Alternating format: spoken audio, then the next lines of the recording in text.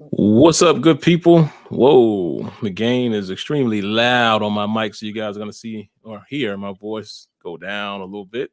There we go. Boom. Right about there is where we should be. Still don't know. Elgato, if you listen, and look, it just jumped up again.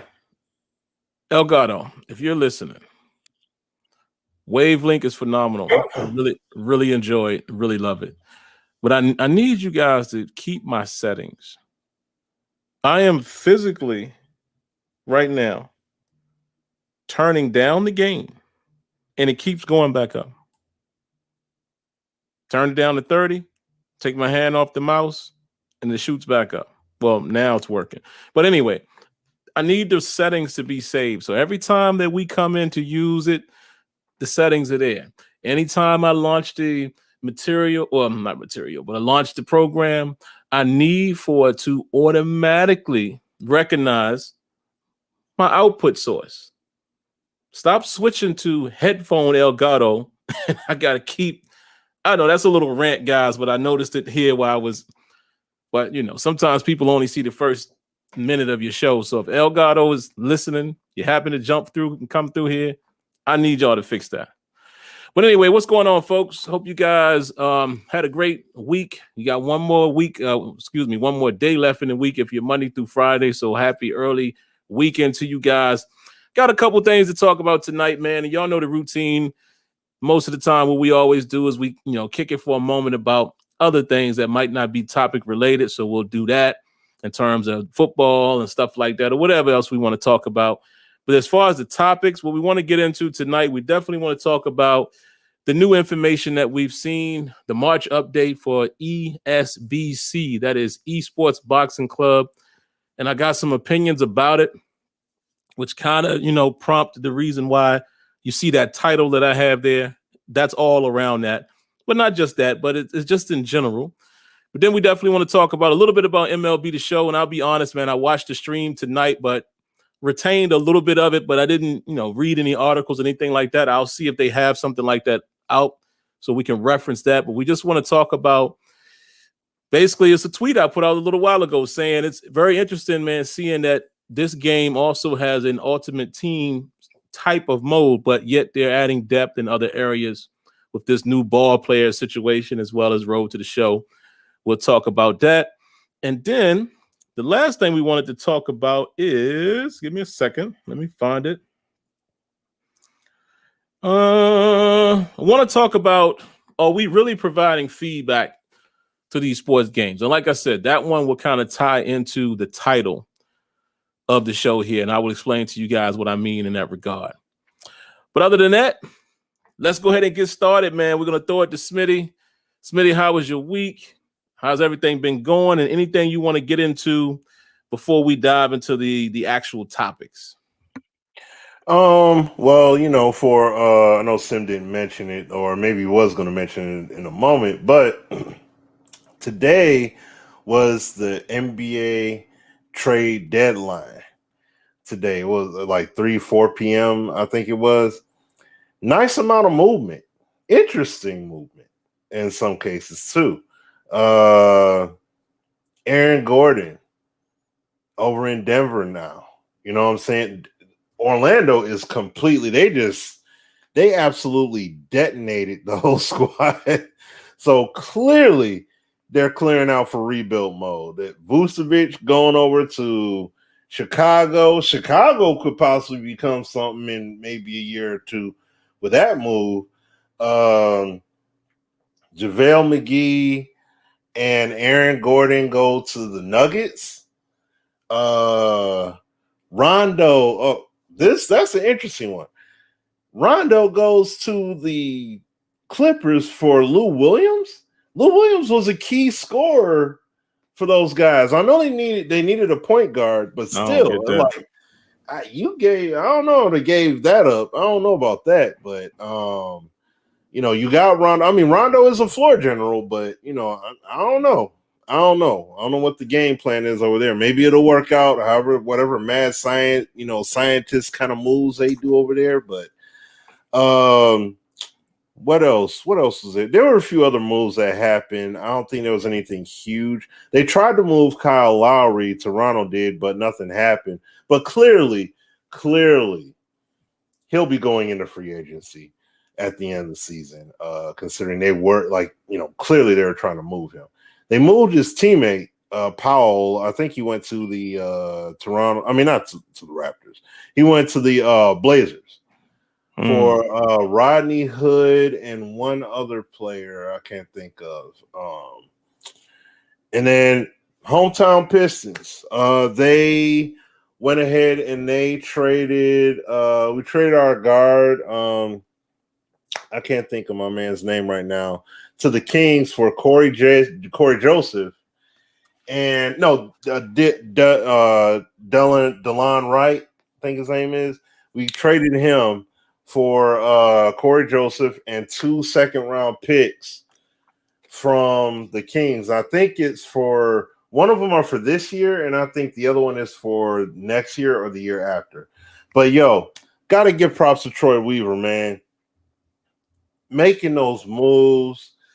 Hey, Wright is not a great guard by any stretch of the matter, so it's not like he was going. I highly doubt he would have been here as part of the rebuild as a permanent fixture, or I should say a long-term fixture. But to get 2 second-round picks out of it, you know what I mean? Like, that's draft capital. You know what I mean? You could use that stuff for draft capital or possible movement in the future. OKC, man. Hey, man, look. OKC. I saw what it was said on Twitter. I think they said OKC has, what is it? What they say? They have 30. I think they said they have 35 draft picks over the next 5 years, or over the next 5 or 6 years. They have 35 draft picks, and they broke it down or whatever. It's like they got 16. They got like 16 first rounders, 17 second rounders. You know what I'm saying? And it's like, man, that's a lot of dang on draft capital. You know what I'm saying? Like, seriously. But that all came from that Paul George move and everything they did. They got a lot of draft picks out of that from the Clippers. But no, man. Oh yeah, and Oladipo went to the Heat. Oh, that's interesting. Yeah, so they got him over there now, and they said that because what's his name, LaMarcus Aldridge, the Clippers bought him. I mean, the Spurs bought him out of his contract. So they said that Miami is the front runner at this present time, even though there are several teams interested in him, but the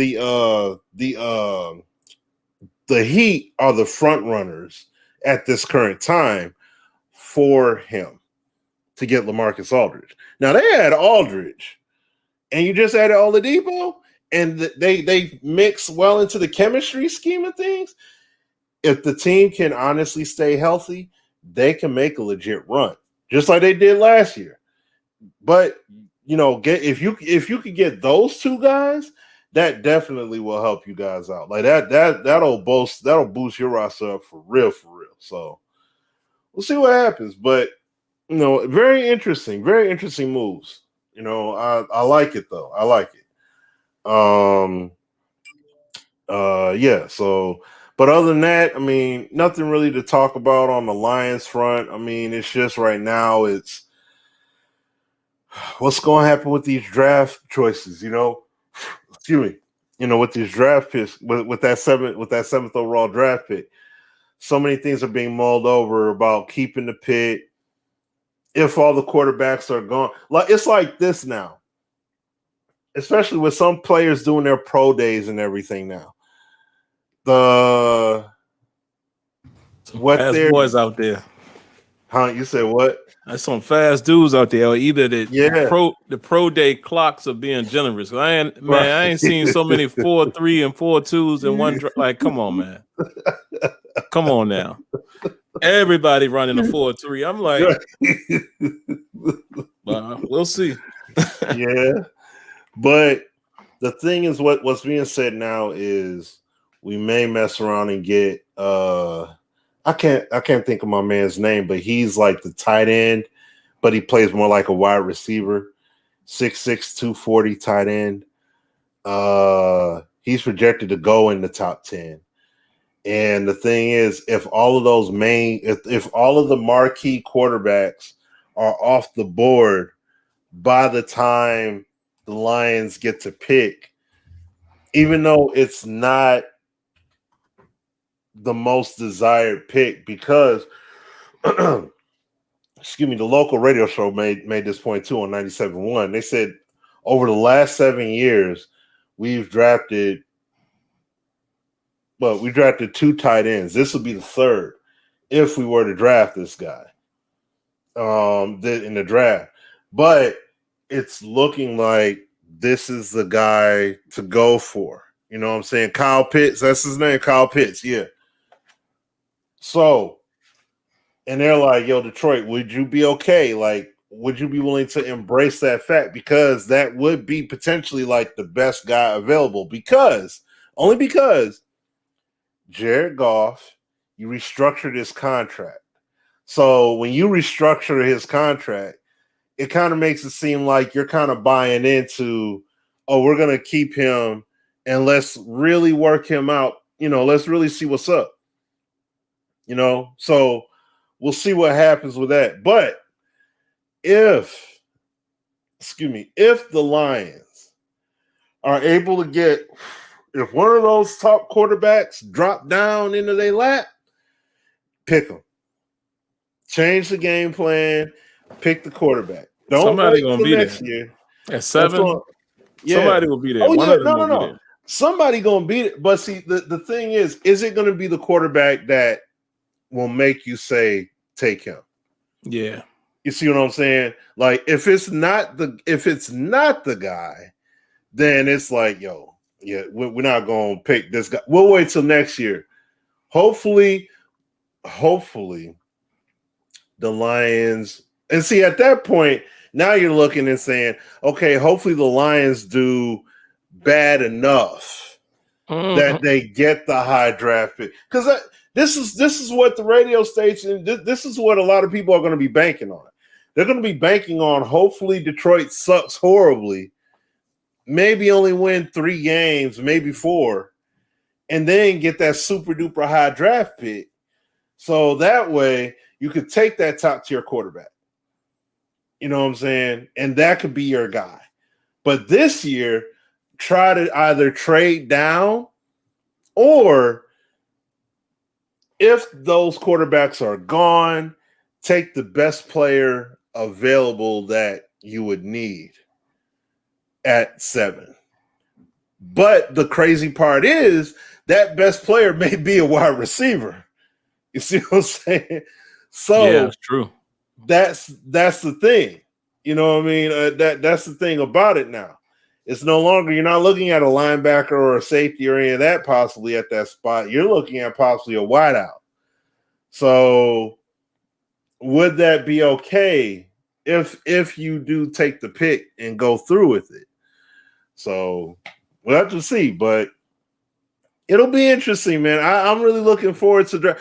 And the main reason why I'm looking forward to it, look, we got to see the coaches and everything on how it all works out on the field, but the GM aptitude is looking really good right now.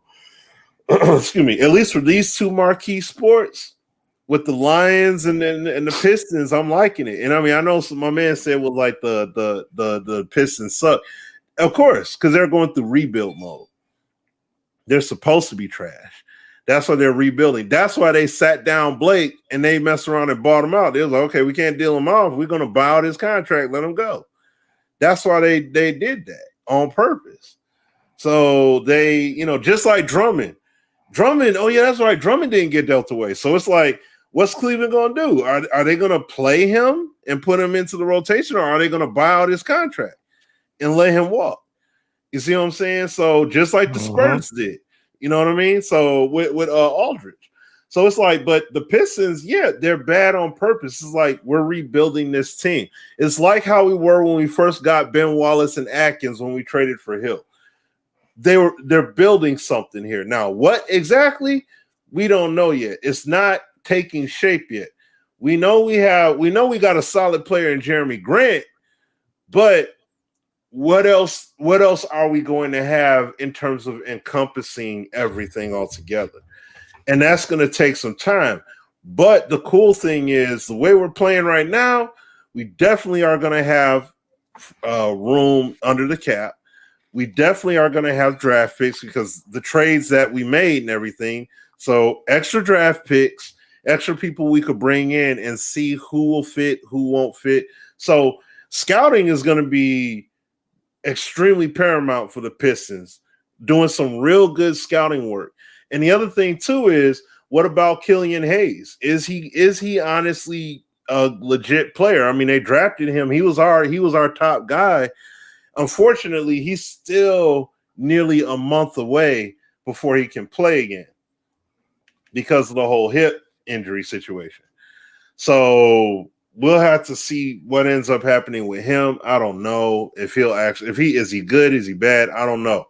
Overseas prospect, not a true at-home prospect, so we can't really say. But yeah, other than that, man, that's all I got on that front. Tell me a little bit about Philip Killebrew, man. You said who? He's not Killebrew. Oh, Miles? Is it Miles? I don't know why I said Philip. Killebrew? Oh, yeah, that's what I'm saying. Like, who was that? Like, I don't know why I call him Philip. I mean, they ain't really He's much now to say. A Pittsburgh Steeler. They ain't really much to say about him. We didn't use him. See, that's the thing. He was drafted here. He was like T's Tabor. He was drafted here, but he wasn't really used here. And I'm not saying Killebrew he's in the same bracket. Tabor was disappointing, man. Yeah. But what I would say is Killebrew is good he's definitely a hitter. That's why they had him on special teams. He was on special teams coverage. He definitely can hit. Now, if he could actually be coached up to play the safety appropriately, maybe it'll work over there with Tomlin and the crew. Maybe they could get him right. And he could come in and be a serviceable backup, or, if somebody goes down, he could come in and do some work. You know what I'm saying? So, but the thing is, he definitely will. He'll blast somebody. You know what I'm saying? Like that, that he definitely can do. So 6'2", 222. Okay. Mm-hmm. So yeah, he's a hitter. He's a hitter for sure. And that's I can't really talk about coverage because we didn't really use him in coverage. So like he came in and played snaps, not so much for on plays and everything, but he's not bad though. Like he's not bad. Like I say, he's a legit hitter. I say legit hitter, and he's a solid tackler when he got the opportunity. So yeah, I see him playing with us, dime backer, something like that, sub package. Mm-hmm. I could see him getting some rotation there. We shall see. Yep. But other than that, guys, I don't have too. Well, I do have a little bit on the Steelers. Listen, one thing I want to say to the fans, and I said it on Tuesday, you gotta sometimes just trust in the process. And the reason why I say that is, I know sometimes we want them to, and we can say this about all teams. As fans, you want them to draft this player because you feel like they're the best player. You want them to sign this player because you feel like they're the best player. You feel like you want them not to cut this guy or not trade this guy. But the thing is, we don't really know what the inner workings are. We don't know. But I will say, it was shocking to see Steven Nelson being first. They talked about him.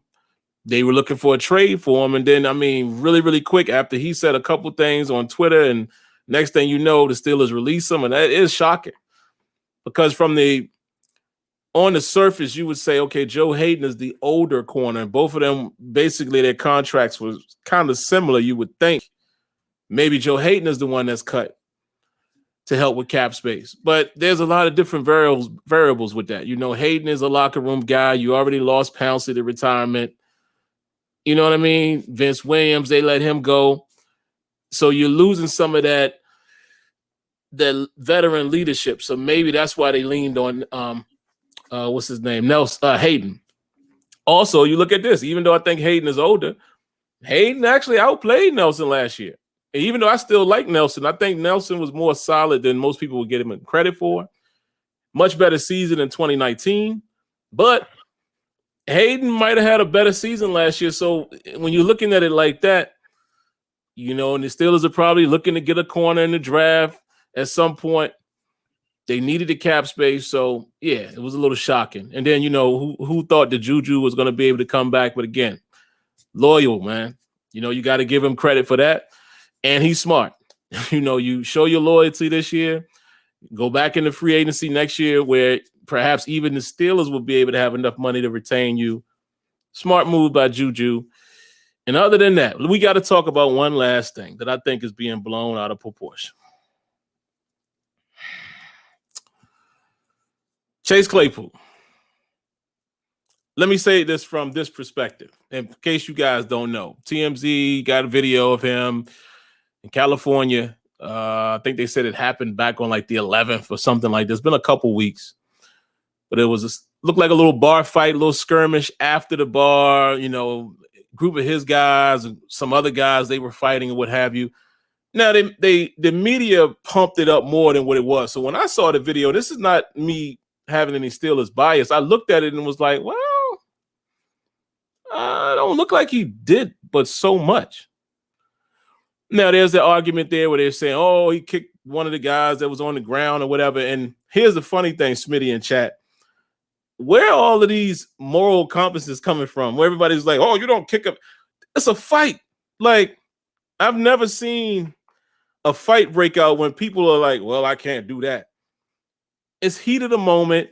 It was a light kick from what I saw. It wasn't, I gave this comparison to my wife last night. It wasn't Kareem Hunt. When Kareem walked away. You remember that when he got in trouble when he was with the Chiefs, came back, and then you literally went back and kicked the girl. Like, that's a little more blatant. Like, oh, yeah, you can't do that. Chase Claypool kick didn't even look, it wasn't even a stomp. It was kind of like a, take that type of thing. But anyway, besides the point, here's the only beef that I would have, and I'm not even going to say beef. If I knew Chase Claypool, if I was a mentor or something like that, this is what you tell him.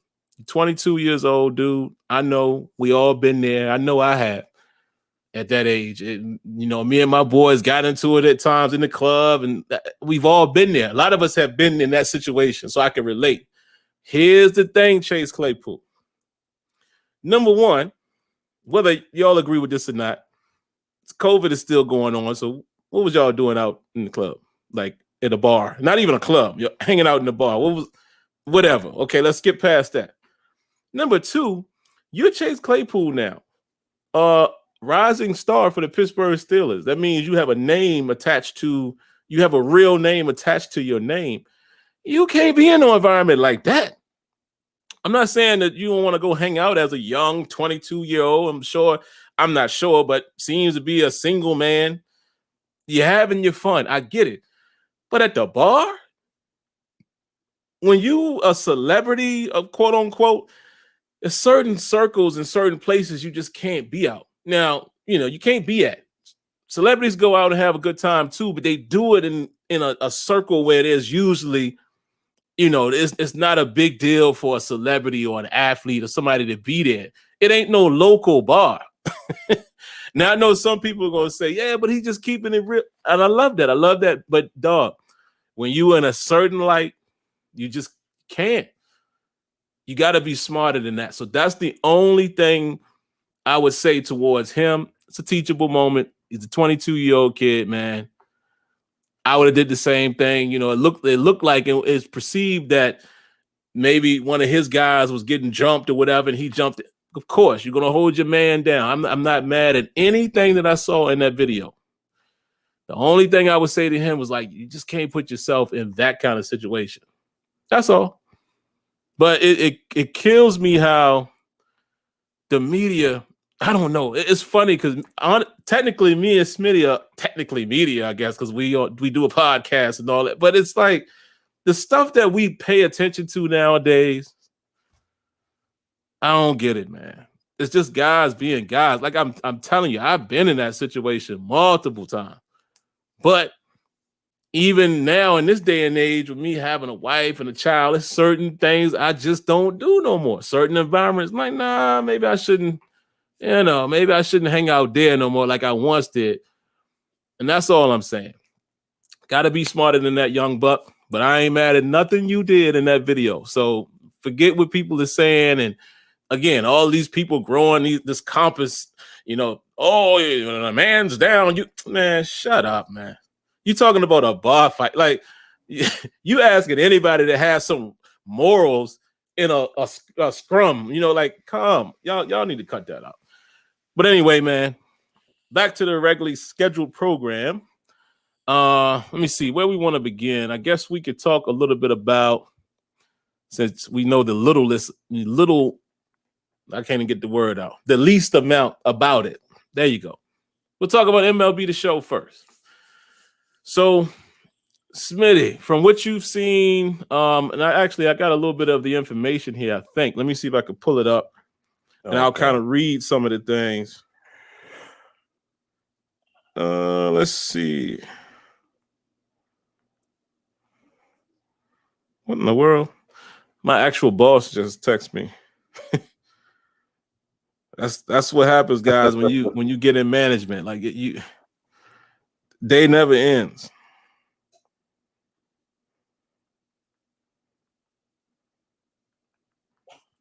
Let me see. Let me respond really quick. They will be done.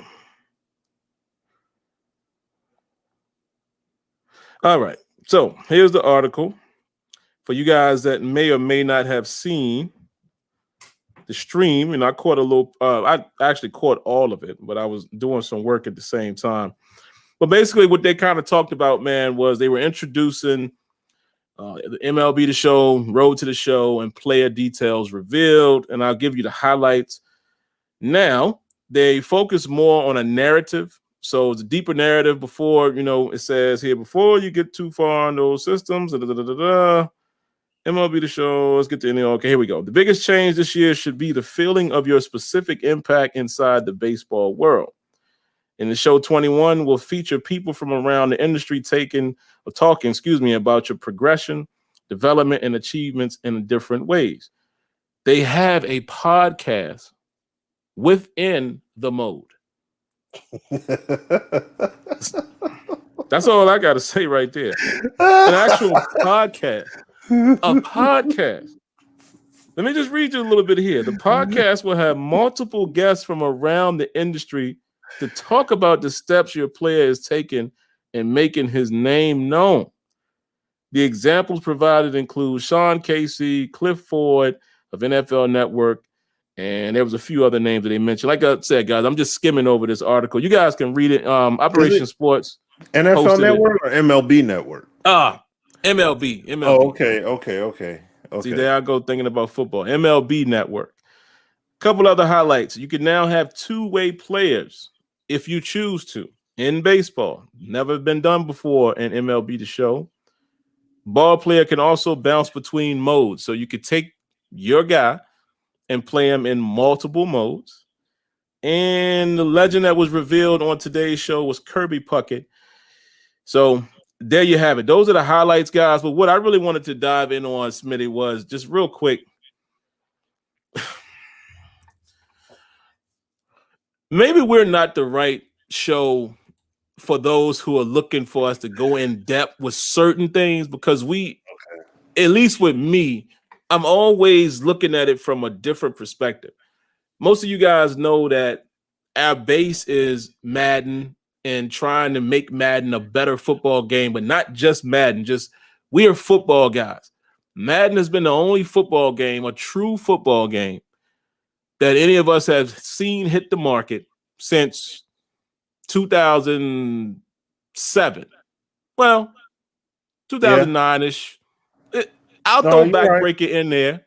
I'll kind of throw them in there because they did introduce, even though it was a mix of simulation and arcade, they introduced something that is, I mean, you can't get no more sim than the physics that game brought to the table. So I'll throw them in there as well. But for the most part, let's just say at least since 2010. It's the only football game that is a real game. And I'm just talking about 11 on 11 with a franchise mode and following the rules of football, yada, yada, yada. I'm not talking about how great or how not great the game is. So by default, that's what we cover. That's the only game we have, and that's the only game we think we're going to have in the foreseeable future, because even with 2K coming, they're making it plain and clear to us that it's not going to be 11 on 11 representation of football. And shout outs to Eric Rayweather. He made a video the other day saying exactly what we've said on this show. What if I keep saying to people? I know you're getting your hopes up, but what sense does it make for the NFL to have another game with 11 on 11 with their players, but they're calling it non-simulation? That it makes no sense. Why would the NFL do that? Why wouldn't they just say, well, 2K, just make a game? So that should at least give you an idea of the fact that it's not going to be an 11 on 11. It can't be. Maybe if it wasn't NFL players, maybe if they were doing a return of all pro, then yeah.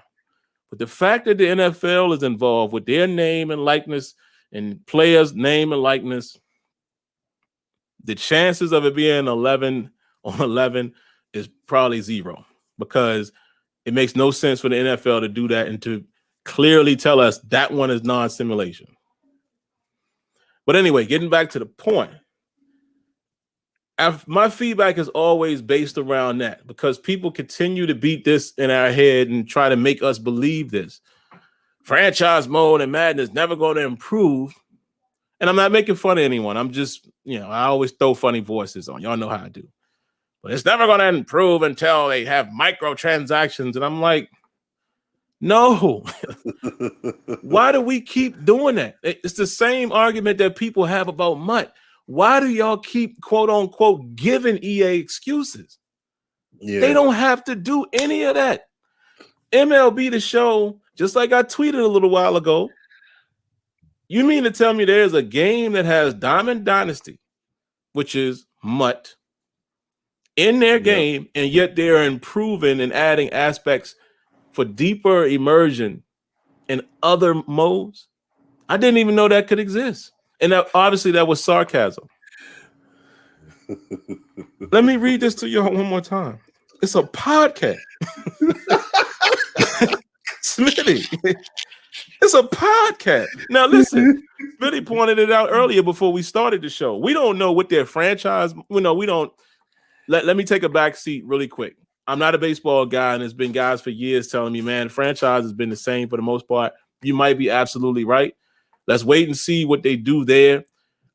They took off. They didn't, online franchise, I think, hasn't been there for at least 2 or 3 years. It was once there. People like our good buddy M. Frisk, they would play that. He's a baseball guy, and whether the game was great or not as far as the mode, they kind of did it the same way I've done Madden online. You just take it for what it is, but you're playing with a bunch of people. That's your sport. You can make the experience funner, even if the game doesn't offer you the experience. So I'm not going to sit here and say that they're doing everything. But at this point, everything that I'm seeing done in all these other games, it ain't happening in Madden. None of this stuff is happening in Madden. The most we got out of Madden was some more details for face of the franchise and the yard. That ain't it, because the yard didn't even have no depth. Listen, man. They put a podcast, an actual podcast that is following your player. And if I'm not mistaken, and maybe I heard this wrong, oh man, that's going to be the same for if you're in the show and ball player, right? I can't remember. I know they talked. Hold on, let me see. It says in the show you'll be. Matter of fact, I don't even know if it's specific to one mode. No, that's for Road to the Show. That's your progression. One of those narratives features a video podcast that follows your ball. It says follows your ball player from the time he's drafted up The MLB career, the podcast will have multiple guests. There are 180 unique, dynamic episodes that could air during your career based on the decisions you make and your performance as a professional athlete. Oh, and here's one other piece I wanted to read. Once you're on the, it says, wait. Once you're on the precipice of debuting at the MLB level, excuse me, why I'm saying MBL. Shout outs to MBL, by the way. Yeah.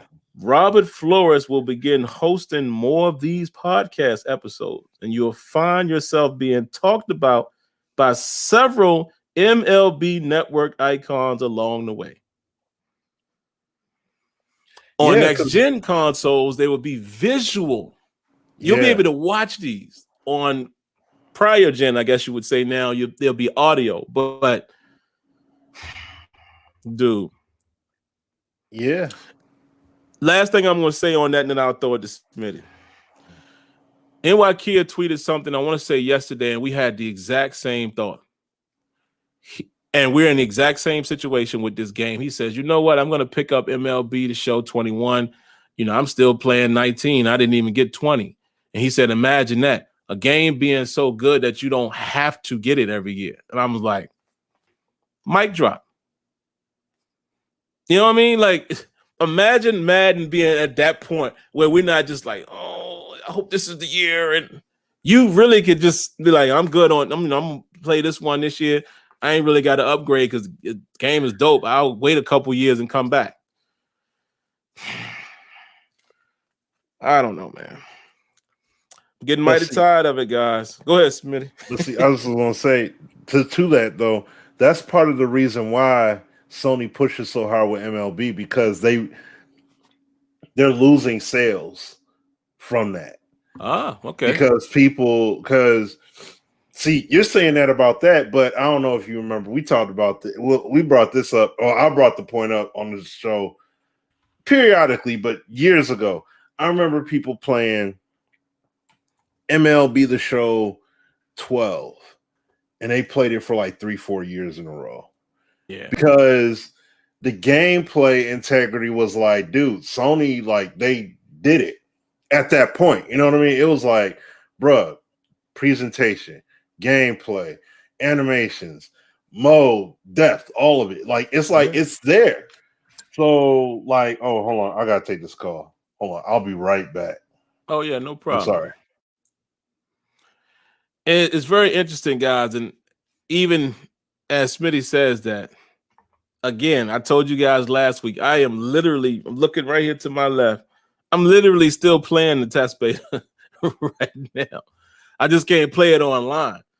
But I'm literally playing it right now to where I can try to get my, perfect the pitching and all that type of stuff before the game drops. I'm just saying, man, listen, it doesn't require your franchise mode to, it doesn't require your franchise mode to have to be monetized to build. Don't require that.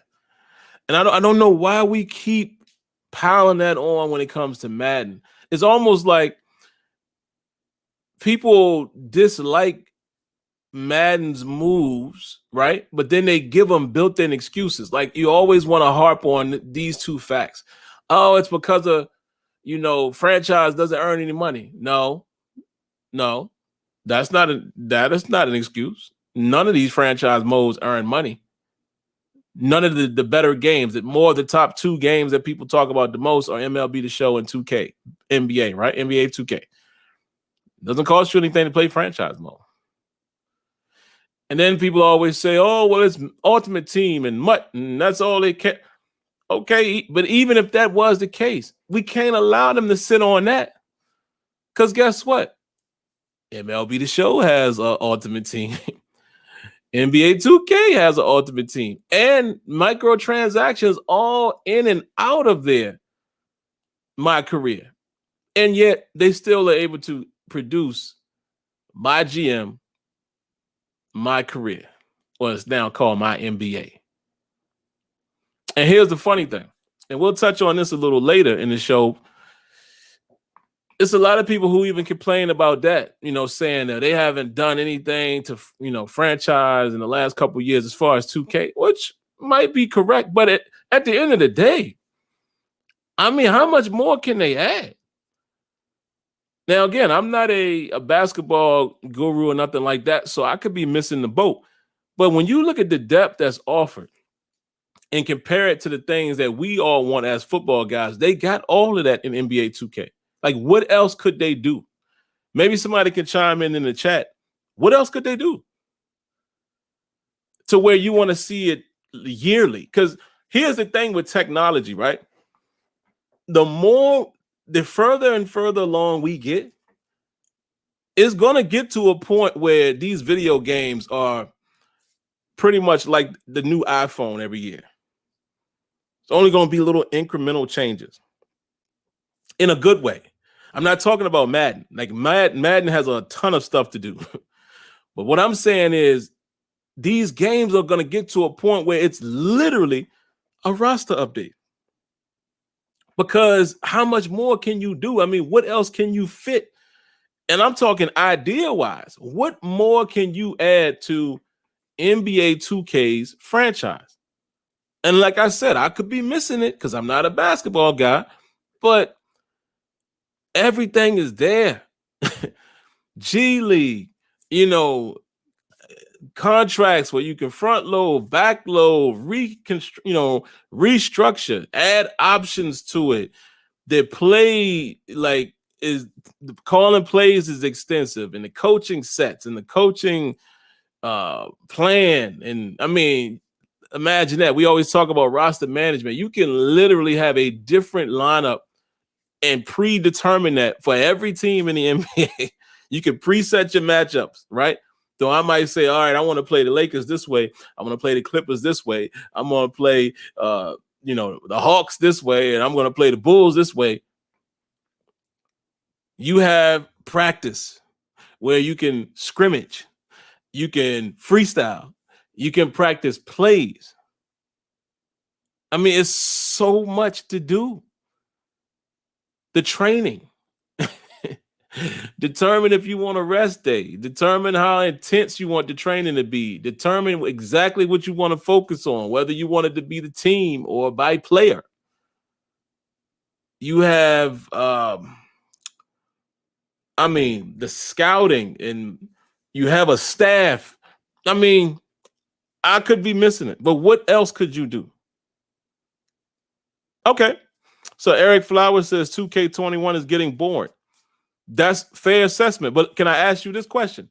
Tell me in what way, because this is going to feed into the title of this show, and we'll get into it a little later when Smitty, once Smitty returns. We'll try to hurry up and get to that point, because that point that I'm making there, it includes the announcement or the new stuff that that's coming with the esports boxing club and how some people have reacted to that. But also, like what you're saying, it's like I'm starting to feel like gamers now are getting a little spoiled in terms of expectation. And I'm going to go deeper into that, but I want to have Smitty on, man, so we can really have that conversation. So let me read a couple comments.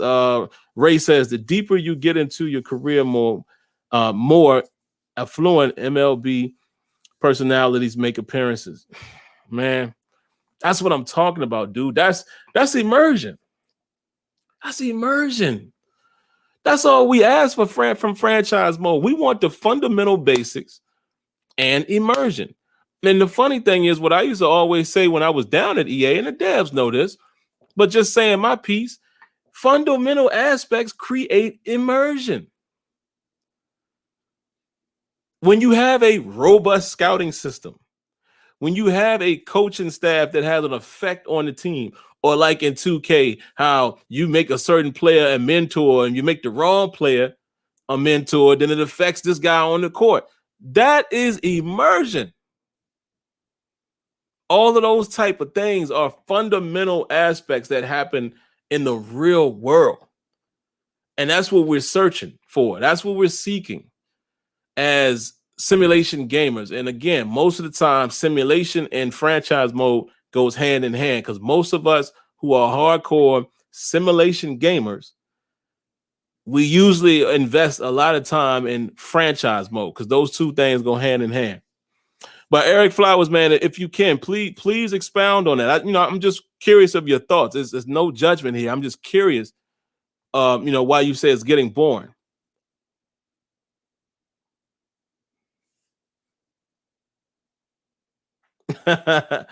Ray said he gonna get on me, man, until I get the LG CX, man. Yeah, that TV. I haven't seen it in person, but I just hear great things about it, man. Shout outs to you. Shout outs to my guy Ronick. I hear great things about that TV. But I'm gonna be honest with you, man. I don't play. I've kind of turned into one of those. It's funny. The more and more you be around, not even necessarily be around, but when you're in a certain arena and you start seeing what everyone else is doing, like, okay, what are they doing with their stream, or what are they doing with this, or how do they present this?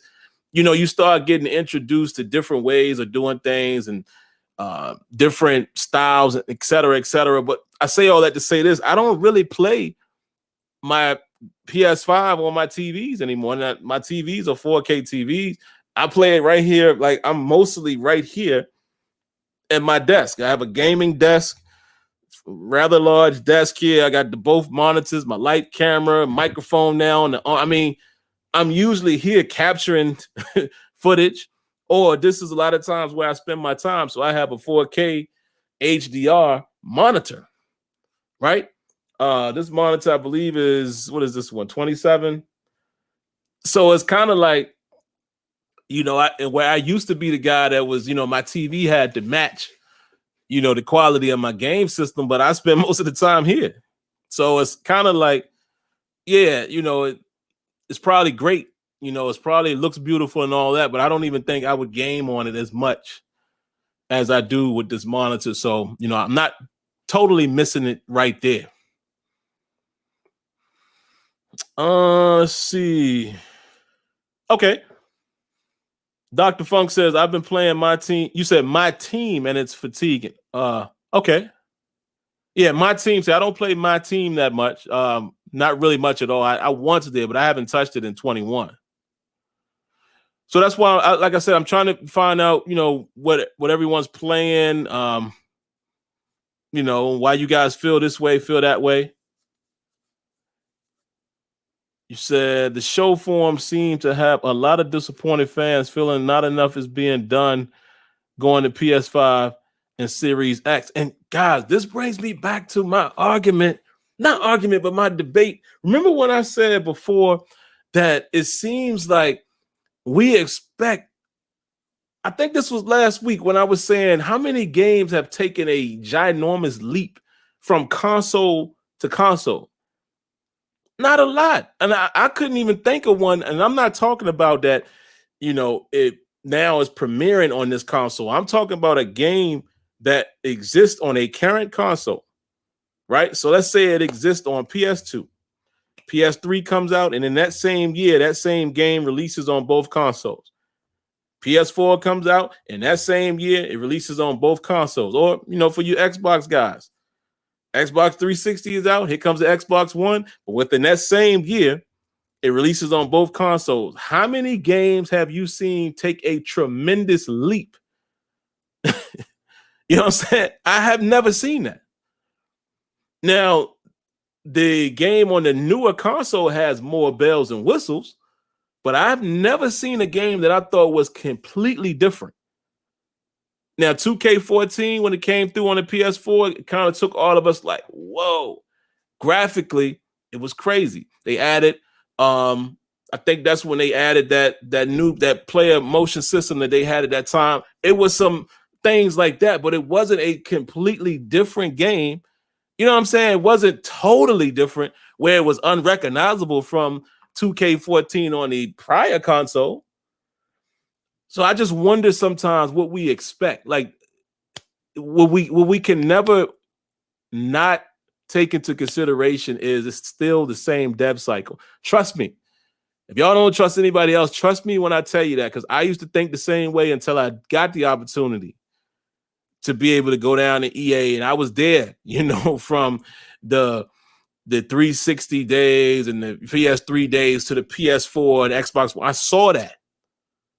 It's the same cycle. They're working on both games at the same time, so time don't change. And then after that, the cycle gets a little shorter because now the new consoles release later than what the game normally comes out. So those are the type of things that you cannot avoid. Now, if we want to play the flip side of that, with Sony, you would think, well, I mean, y'all should have had dev kits years ago, right? If any game was more equipped to come onto the PS5, you would think it would be MLB The Show, being that it's SDS, it's a Sony, basically a Sony hub, a Sony studio for the most part. So that's a fair assessment. But at the end of the day, man, when have you ever seen that? When have you ever seen it leap like that? But I don't know. Let's see what else you guys got. You say, yeah, grinding, playing online to get a ring, playing the auction house. Yeah, I feel you. Ron says, my first baseball game in the world is World Series Baseball from Sega. Yeah. How many of y'all remember Bases Loaded, though?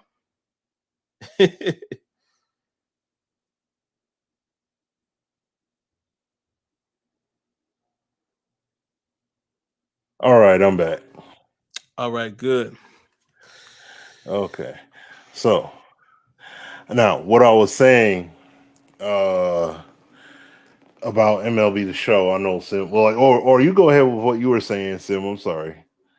Oh no, I said most of it, man. I was just saying that trying to figure out where I left off when you had to go. But I basically just summed up how, to me, I feel like I know some people might, well, no, this is where you can pick up because, I know you mentioned it offline. What are your thoughts, first of all, on what they're doing? But what are you expecting to see from them for franchise mode? Because we do know franchise, again, and I'm not a baseball guy to know all the ins and outs, but it does definitely seem like, even Frisk has said over the last couple of years, franchise is kind of taking a back seat as far as enhancements, but he feels like March to October might be more morphing into how they want to present franchise mode. It does still have depth, but hasn't really gone anywhere, in the last few years. So, yeah, definitely explain that, man. What are you expecting them to do there? And also, what are your thoughts on what they've offered or what we saw tonight? I mean, the thing is that, with MLB The Show, that's like saying, it's like 2K with My League. People have said My League has been stagnant for multiple years. And that's the crazy thing about it, because there's so much in it. Yes, Haley.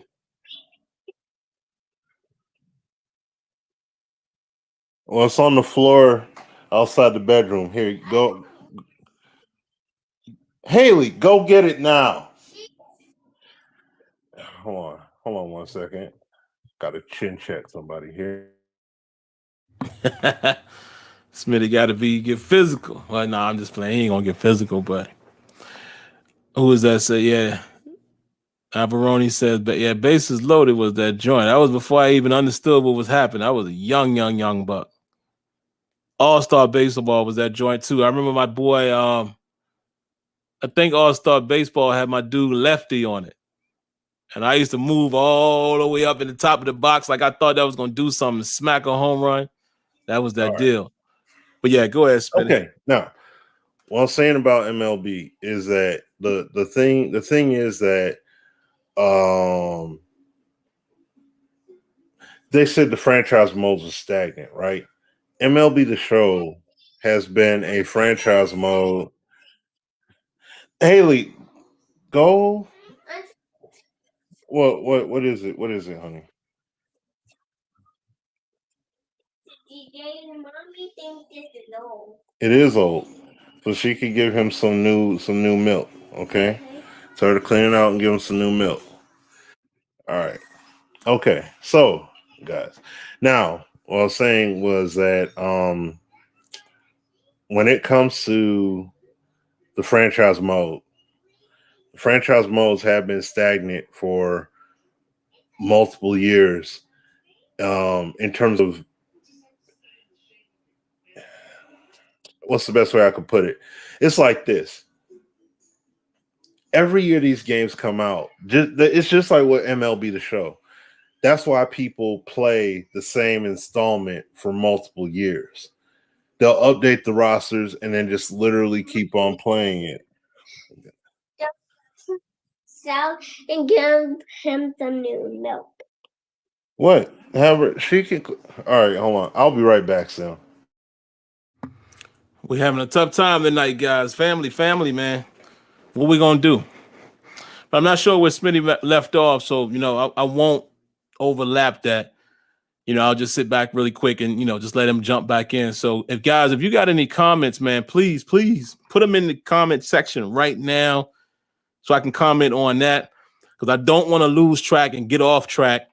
I want to allow Smitty to get back in. And after this topic, we will go into the title of the show, because I want to explain to you guys what I mean when I say, are we gamers or complainers?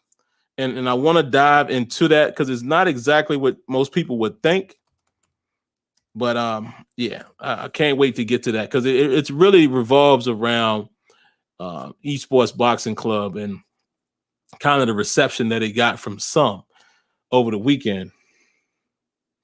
Ray says people are now looking for a tech sim level of franchise options. Yeah, man. Yeah, like you're out of the park baseball. And again, it's one of them things that we've been saying for years. You don't have to look any further than what EA was able to do themselves. You know what I'm saying? They was able to do it within Madden, but the ultimate franchise mode was head coach.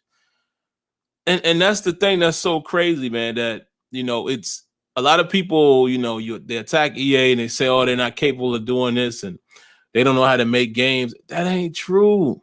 Most of us here on this show remember a time when. It's not true. They can. That should be living proof to you guys that it's the higher ups. You know what I'm saying? You don't get no better proof than your own opinion. Most of y'all in the chat I hear you say, man, they need to bring this back. Man, why isn't it like Madden 04, Madden 05, or man, even a little further than that, Madden 08 had everything. It was deep. See what I'm saying?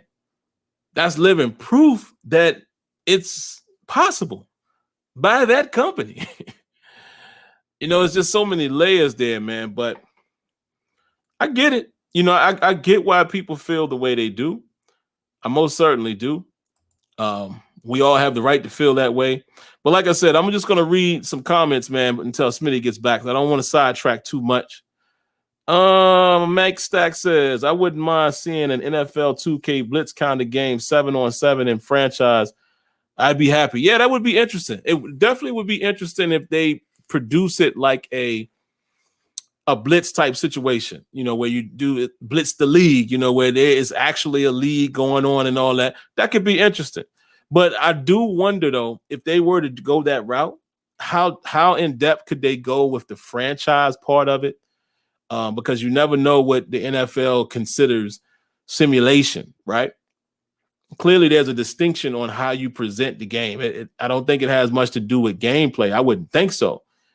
But my gut feeling tells me that the NFL, it's going to be the way they view how the game is presented. So in that regard, could a franchise mode really be a franchise mode? You understand what I'm saying? That would be my only reservation to that, or hesitation, I guess I would say. But I wouldn't be upset with that either. E. Paul B says, MLB The Show franchise mode will be covered next week on their broadcast reveal. Yep, I will definitely be tuning in, man. I'm hoping, for franchise heads, which I am. But again, I'm not a baseball guy. But for those baseball diehards, I'm hoping that franchise mode, produces at least some of the features that you've been lacking or have been expecting. Ray says, but let's not kid ourselves. Madden has a lot of gameplay issues it has to solve before franchise. Yeah, true, but I still feel like they can do both. I'm more forgiving the show because their core gameplay is so spectacular. Yeah. Okay. Absolutely. All right, go ahead, Smitty. Yeah, I was just rambling until you got back. Thank you. All right, now, franchise mode looks like it's stagnant. This is what, look, when you put so much into a game, MLB The Show is an example of that. When you put so much into your game and the modes and stuff like that, when you do more minor kind of improvements, people are going to look at that as if you ain't really do nothing. Like, MLB could do something that would be huge in Madden, but it's small in there. You see what I'm saying? NBA 2K could do something that would be small in the 2K world because they did so much in my league. But it'll be huge to a game like Madden because there's so little done in there. And that's the thing. So when you say like, they ain't really done much for franchise, it's not that they haven't done nothing, but it feels like they've done nothing because they made the big leaps and bounds in prior generations. And now it's at a point, just like the point that Sim and I make, Sim has made it predominantly. These games get to a point where, excuse me, the leap is going to look like a small step. You know what I'm saying? And because they've went so far. And that's what MLB The Show has done. It's like they've went so far. That's why, like Sim said, I bought 19. I didn't even get 20. Heck, I could just hold out. You have people, like I said, PS3. Oh, man, I got MLB The Show 11. I ain't even get 14 yet. I ain't even buy 14. I'll wait till 15. Then I'll go ahead and think about it. That's why, like what I was saying before, Sony's losing money in that sense. Because think about it. We got to figure out ways to keep these people playing year by year. Hence why they came with the year by year progression stuff. So it's like you can play your seasons and your dynasties and all that, and you can continue the dynasty on and on and on. Now they got rid of it this year, but I don't know. Maybe it's because of the next gen transition. That's why they didn't have that, because you may have somebody that'll buy the game for the PS4, and then eventually if they were to get a PS5, they want to get it there. But if it doesn't cross over, then it's a wash, so that's a feature they may have to scrap right now for the future. But when people look at franchise modes and they look at franchise mode gaming, with MLB at least, it's because they gave so much. They gave us, like I said, the commentary, the detailed stadiums, the animations they add, the pitching, the graphical overlays, the control options, the control depth, the AI, and all. So it's like there's so much they've done. Now, when you look at what they did with this Road to the Show and Superstar, like you said, see, once again, that whole podcast thing literally could be in franchise mode. And you literally got that. And that's a next gen thing on top of it. Well, it's on both, but you got the actual video for next gen. All these different special guests, because they didn't name everybody that you can possibly run into. They just named some of them. So they said there's more people.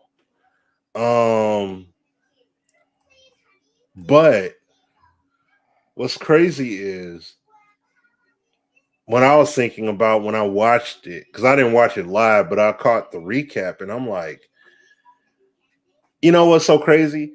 I didn't even think about the Tony Bruno show because this obliterates it that bad.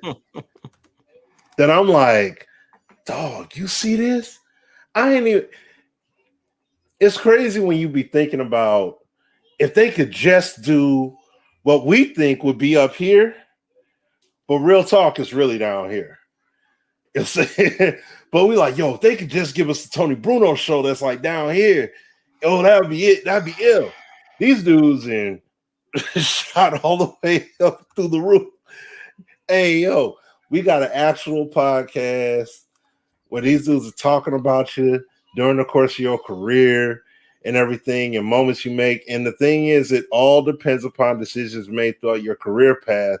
And see, the other cool thing that Ramon said is now it's about building out your player based upon, I'm just going to use archetype per se when it comes to your player.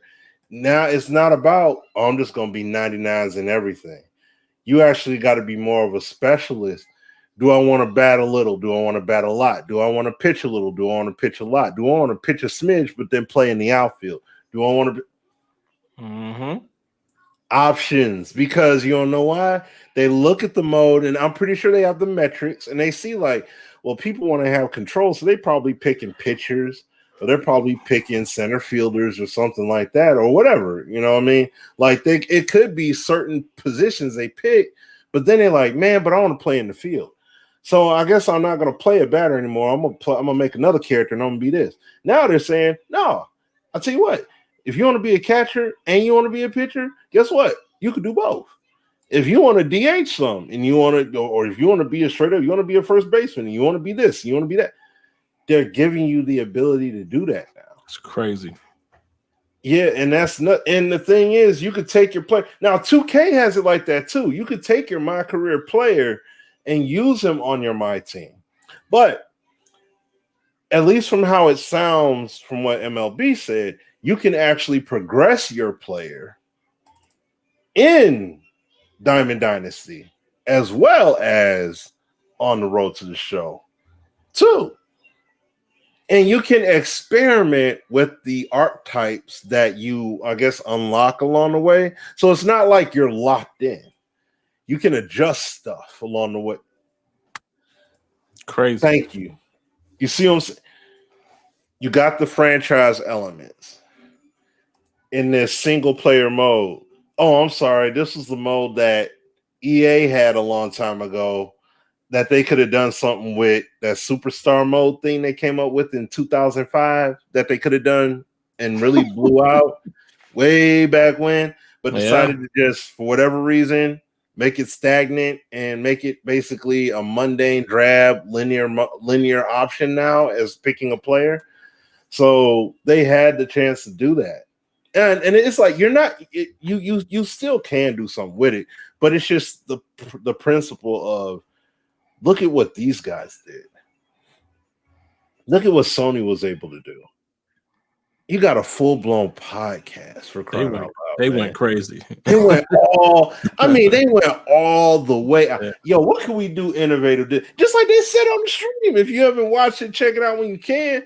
It's like a 40-minute. It's like they probably talk like 40 minutes. So, yeah. And it's like you can skip through it and get right to the details. And then like, yeah, we sat down and figured out how we could do it. They got people on the dev team doing the interviews. You got analysts, probably some Hall of Famers and other former players and stuff like that, all in the mix. Like they got all this, and they did it. They did this. But and like what Sim said, how come this mode ain't monetized like that? And look at what they're able to do. How come they able to do all this? And that's what we keep getting hit with the excuses with Madden. Yo, man, if they charged $15 and gave me what Deuce Douglas gave us, man, I paid it. No, you shouldn't. No. That they should do that scot-free. Ain't no dang on. It should be no charge. That should be 100% free 99. Part of, hey, yo, we innovated this year and did XYZ. That's the kind of stuff that we be looking at Madden with their franchise mode and say, hey, this year we added this wrinkle. We don't want just a wrinkle. We want the folds. I mean, the folds. Give me the Big Shirley. I want all the folds. You know what I'm saying? Like, give me all the folds, bro. Like, I want the folds. You know, give me all of it. And it's like they still haven't gave it to us yet. And I bet you it's going to be the same deal this year. Watch it be overpumped like Madden 17. This is the biggest franchise innovation ever. Ever. Big decisions. You know what I'm saying? What was it? Play the moments. Like, y'all gassing it up. Hey, let's get Mike Golick. Matter of fact, let's get Stephen A. That's what we get. Let's get Stephen A. and Max on this. That'll do it. Like, no, you don't need all of that to do it. If you just make the game, that'll do it. That's it. Russell and them. Did you see Russell and them on screen and all that? No, you didn't.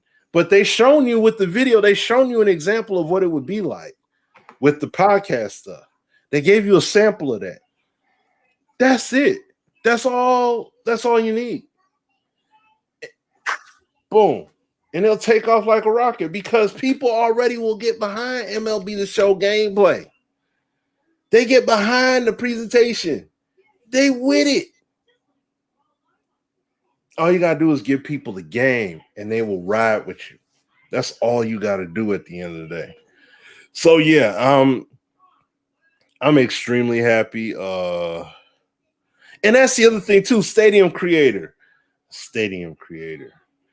Isn't that, just think about it. What was that other game that we played back at E3 back then, Sim, that had a course creator in it and everything like that? Oh, Golf Club. Simulation, golf game and everything. And people created Augusta. People created, you see what I'm saying? Like people, they give you the tools to innovate and they still give you a legit package to enjoy in terms of the game quality, the presentation, the immersion elements of baseball. They give you all of that. People could build old stadiums or fantasy stadiums. They could build the polo grounds if they want to. They could do, whatever stadium that they could think of, they can actually do that and build it out accordingly now. This is what Sony is doing. And see, that's why I love Rex Dixon. And I'll just say this real quick. I know this is kind of going off the track, but we could definitely spin this into the next thing about the boxing. But the thing, this is why I love Rex Dixon, because I see him jump online and I see him at times tweet, and he's talking about the company, and he's like, "Yo, this is the best company I've been at over 20 years that I've been in this industry, because they're all about the product. It's not about transactions. It's not about the financial dividend, like that's the bottom line. No, it's all about delivering the gaming experience to the consumer, get the entertainment package to the consumer. If you give them that, the money and all that will come. Money coming, man. It'll come straight in. You ain't got to worry. You ain't got to worry about it. All of it will be there. It'll come in droves. We've made examples of that stuff before in what's the name of the game? Overwatch. You can only buy any microtransactional purchase, you only get gear and cosmetics. That's it. That's all you get. And people spend like billions of dollars in revenue off of that. Like, that's all you get, and they'll spend that money. It's like, yeah, because you gave them the experience. That's why. You know what I'm saying? So it's a shame. Like, I can only imagine if EA actually did that, actually made a game without, like, if they went back to their grassroots, basically, what got them in that position in the first place, and they actually went back to and stuck by that. I can only imagine where they'd be at today. So, and my man said PJ is from Golf Club. Yeah, we know.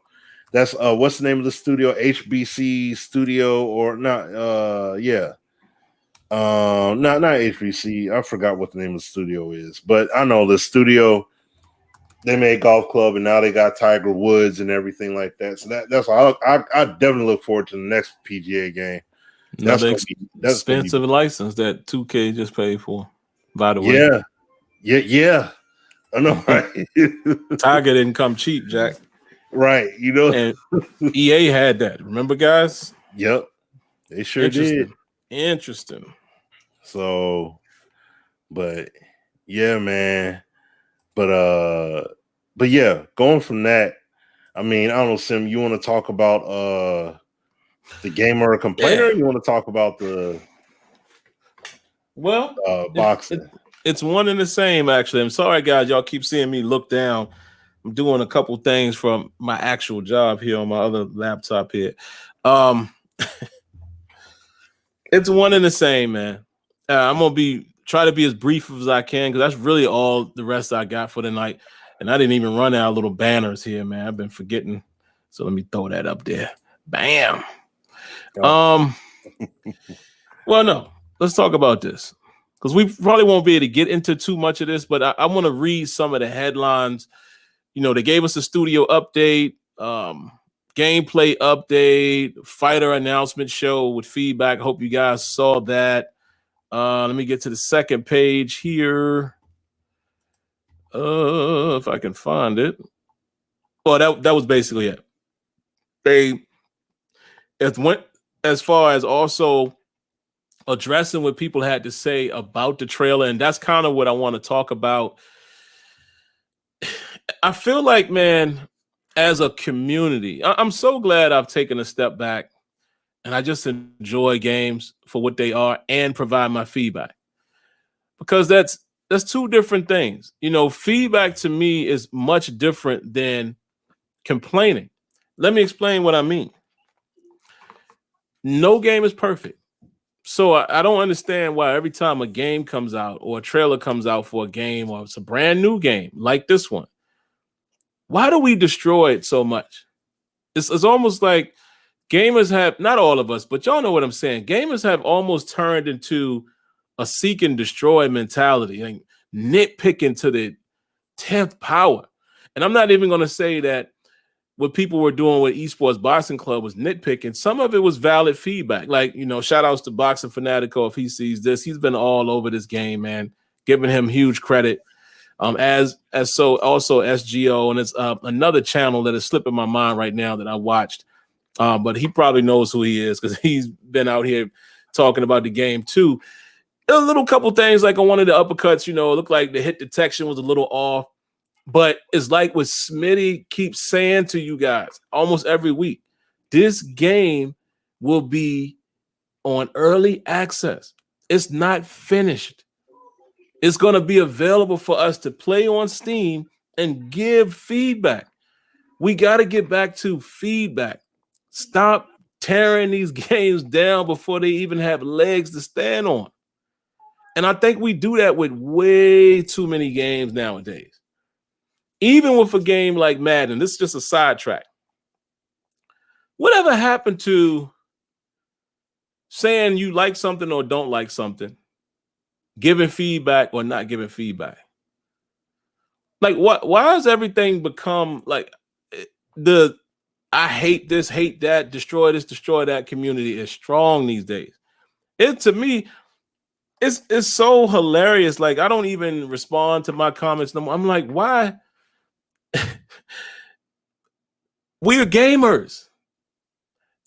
EA is the only company right now that has an NFL product. What is wrong with giving feedback? Now, if we all don't think they'll ever get it done, fine. But why does it hurt? We should be doing that as consumers. As consumers. If you had a phone or a car or a perfect sandwich that you like at your local sandwich shop, right? And for whatever reason, they just will not use the bread that everybody else is saying, look, man, why don't y'all just use this bread?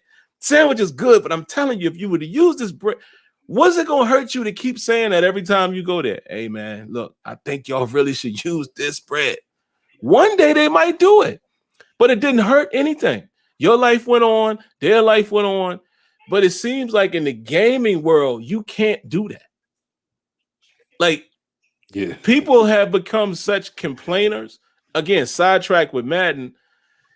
nobody would even acknowledge anything that's good in the game. And that to me, I'm like, whoa. What are we doing? Let's kill them for what they don't do.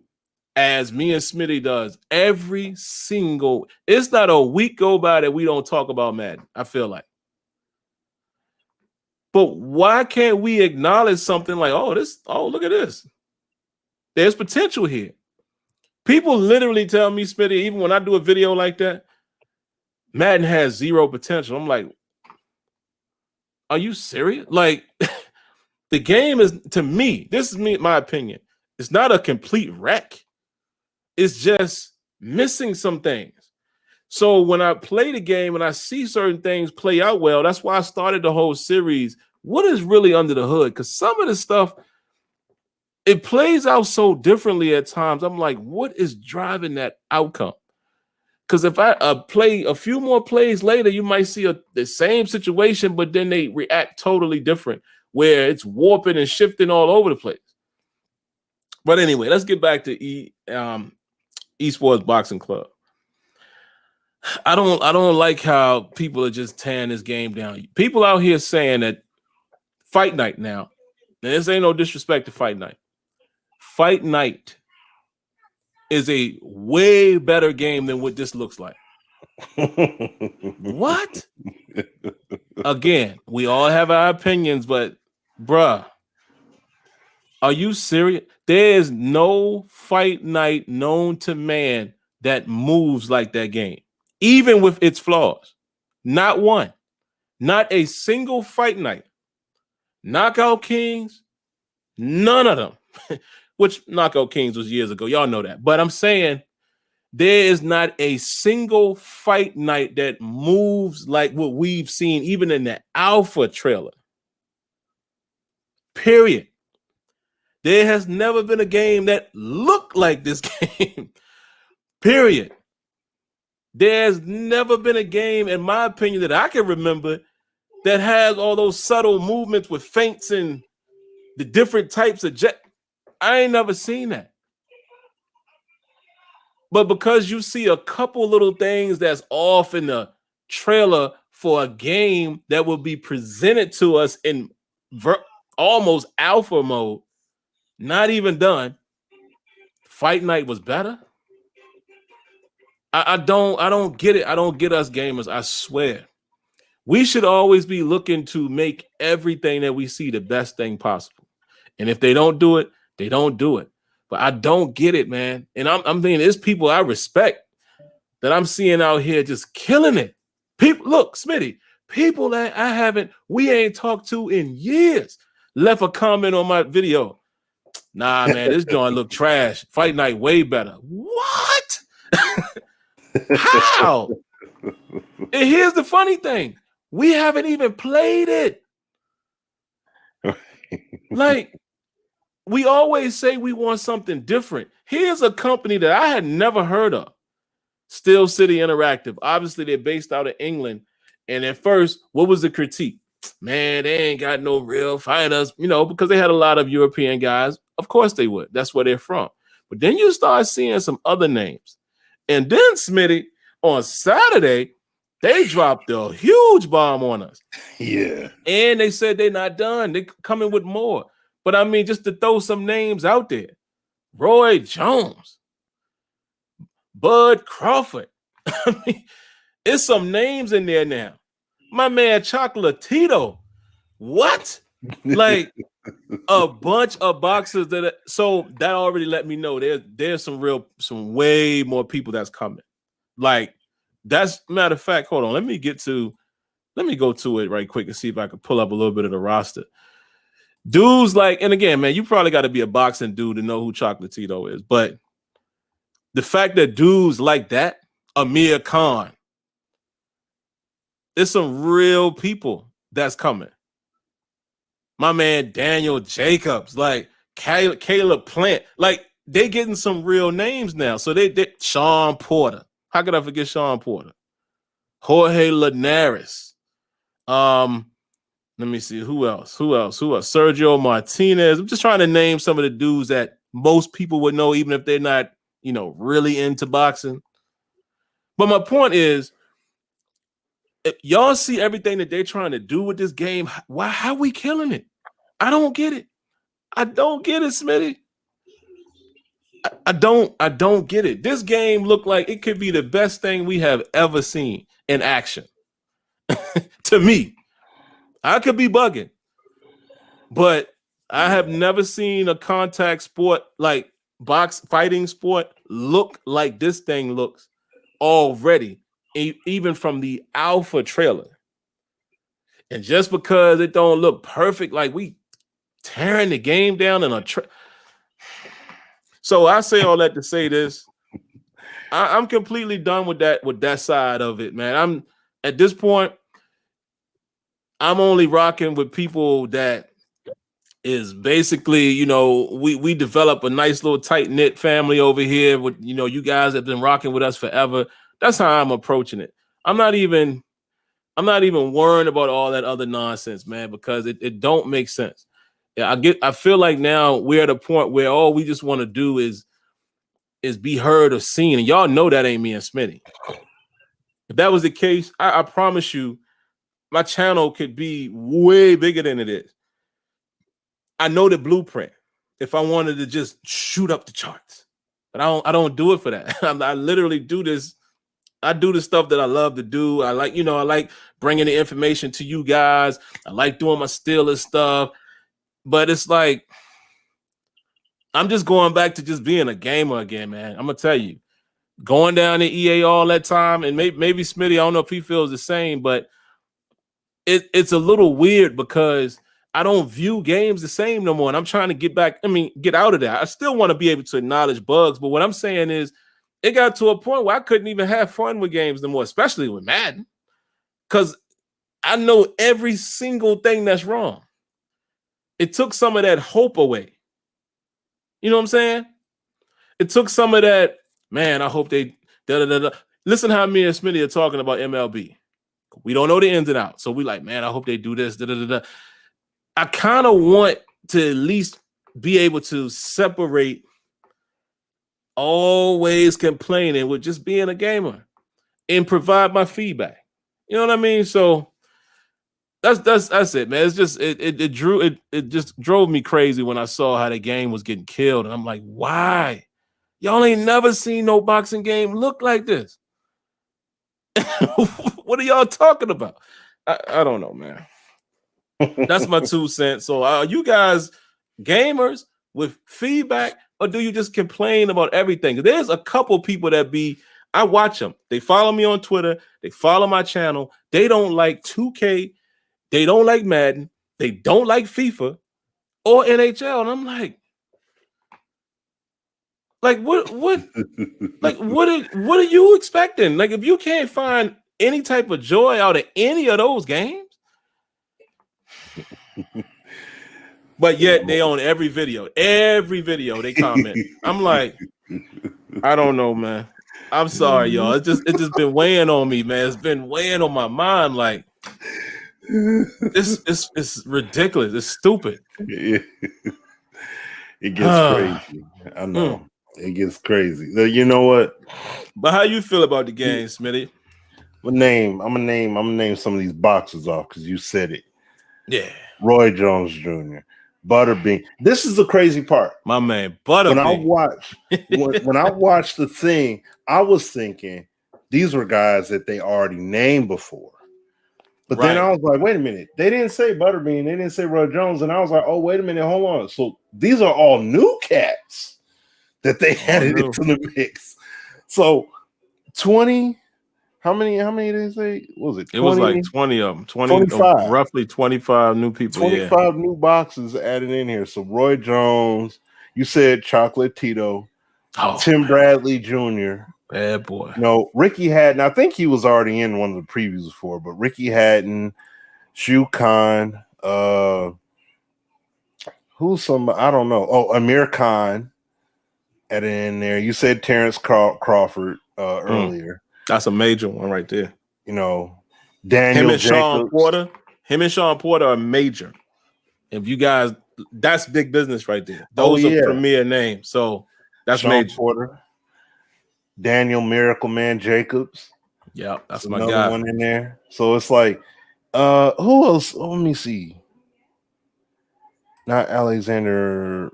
Wait, where is his name at? Plavechin? Yeah, I think he. No. I don't think he was there first. Marquez. Oh yeah, Marquez, You know what I'm legend. saying? Yep, legendary boxer in there. So yeah, but you said Alexander Povetkin. Yep, he's in there too. So, see, Sim's gonna know better, and I've always deferred it to him. Sim is like he's gonna know way better than I would as far as who's current and who's what when it comes to these names off top. Not me. I'm not going to like that. I'm definitely gonna be the student in when it comes to this. Learning, filling the game out. I'm gonna be leaning hard on Sim, and I'm gonna be leaning on Boxing Fanatico, guys like that of that ilk. I'm gonna be looking at them and That learning man from said those cats. he used to box. Yeah, so he know. I'm gonna be right. So like I'm gonna be looking at them. But outside of that point there, Oscar Valdez. Ooh, yeah. man.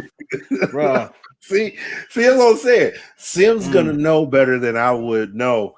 But if I watch the show over, the key thing that I was looking at was like they had a lot. These are current guys, and this is something EA wasn't doing. They weren't giving us the brand new stuff. And see, look. Hold on, Sim. We got to take it. We got to take it further. Hold on. I had it up too. Hold on. Let me bring it back up. This is the key thing here. I don't know if you read through it, but the update they gave from March. Okay. Man. Gameplay update. Now I'm gonna touch on certain elements here, but this is the thing, and I'm gonna talk about the feedbacking points in just a sec. But I want to. This is very important to state this stuff. Implemented 3 complete movement and punch sets. This number will increase during early access, and also when marquee fighters are added into the game. Now, what does that mean? We don't know. We'll find out, down the line. Implemented a adrenaline system, which was talked about. Crazy. So this is groundbreaking new feature. We'll talk about this in our upcoming gameplay video. I want to see that. That's why I wanted that video to drop. Like I wish it came out. I wanted it to come out so bad, like on a Tuesday or Wednesday. I wanted that to come out so badly. This will completely change how you manage the pace of a fight. It's in a playable state. Online multiplayer is in early stages. Okay, so let me move to the next thing here. All right. Pipeline for the rest of the year and into 22 that fits with our roadmap, continually adding fighters into the game. So the early access point to what Sim made, and I'm going to bring that point back up too when I make my point in here too. Added gameplay snippets during the show. Now this is, and I love the fact that they said, let's acknowledge this because people out here talking, making noise on it. Let's acknowledge it ourselves. We noted some of the feedback during the punches, and we want to address the following. I'm going to read this verbatim. The clip shown had no context, so they were open to interpretation. This is something we take responsibility for. Our upcoming gameplay video will go into detail regarding all the mechanics in play, so fans can better understand how we're trying to make ESBC as realistic as possible while it's making it fun to play. Keys right there from the dev team. Let it be known. Okay. Now, we would like to state that all of our movement and punches have been motion captured. This is the key. Motion captured by amateur, professional, national, and world champion boxers. So people, I don't think they mocap, and bars. So I'm saying it's right here. People who live and breathe the sport. Not only this, We also got feedback from world champion trainers as part of our process. There's a balance we have to make between what fans want to see and what actually happens in the ring, including signature moves. While we take on board all feedback, we have to stress that while ESBC will have a separate casual mode, it is not. Let me make this crystal clear so y'all get it, because I remember Sim made these points back then with Fight Night Champion. I did. Regular Dave, shout out to him, because he was a boxing, there were some people that were really talking about this game back when it was newer and everything like that. The arcade-ish. So they said it is not an arcade game. Fight Night had a lot of that arcadey feel to it. No matter how you tried to approach it, it had it in there. And y'all saying that's better. Okay. How, Slay? That's what I'm saying. So it will be reliant on simulation aspects as we try and recreate the sweet science. This Music is a small to my company. Ears. Yeah, this small. See, this is what happens when you don't have the shareholders over your head and telling you got to go this way, you got to go that way, you see what I'm saying? Whoever the investors are that are behind these cats are like, you guys got freedom to run. You guys are able to run free. Launch day wise, now they said, well, here, I'll just say it. We delayed initial launch date as the project expanded significantly. And while the hype and expectation levels also increased, we have to stress to you all that the game is still in alpha. Another case in point, those that complain, you're complaining about an alpha build of a game. We will not rush the game. Thank you. We will not rush the game under any circumstances, and will continue to be open and honest with you about this. Please remember, we are also part of the group of fans that have been waiting a decade for a mainstream boxing game. We've been told the visuals are groundbreaking. The size of our roster is groundbreaking. However, for us as a studio, it's all about gameplay, and we are confident that ESBC will come out of alpha and launch into early access this summer. I know that sucks that we're essentially you got to wait till the summertime. It's all right. But that's perfectly okay, because like they said, it's been over a decade.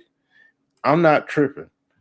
Make the game tight. Look, hey, I know CD Projekt Red wishes they could just sit on their hands and not have put out Cyberpunk yet until it was truly, truly ready.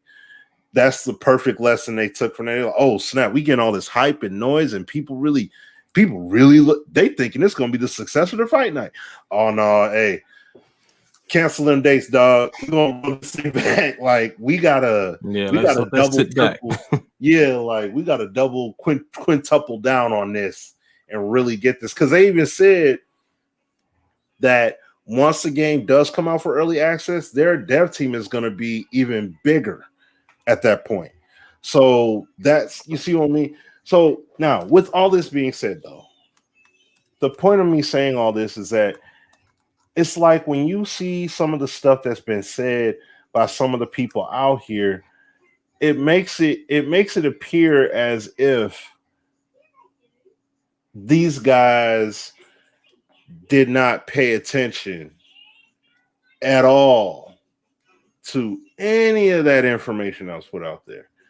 They failed to realize that this game is being built by a small studio, and they're taking their time to get the game right and build it out the way that we want it to be made. And the game's going to come out on early access on Steam, like Sim said. So that way we can give them the feedback. Y'all got to understand something. When a game goes into early access, let me just say this again for the people in the back that ain't understanding it. When a game is in early access, you have games on Steam right now that are still in early access and have been out for 5 years. And they still do title updates and fixes and all that stuff.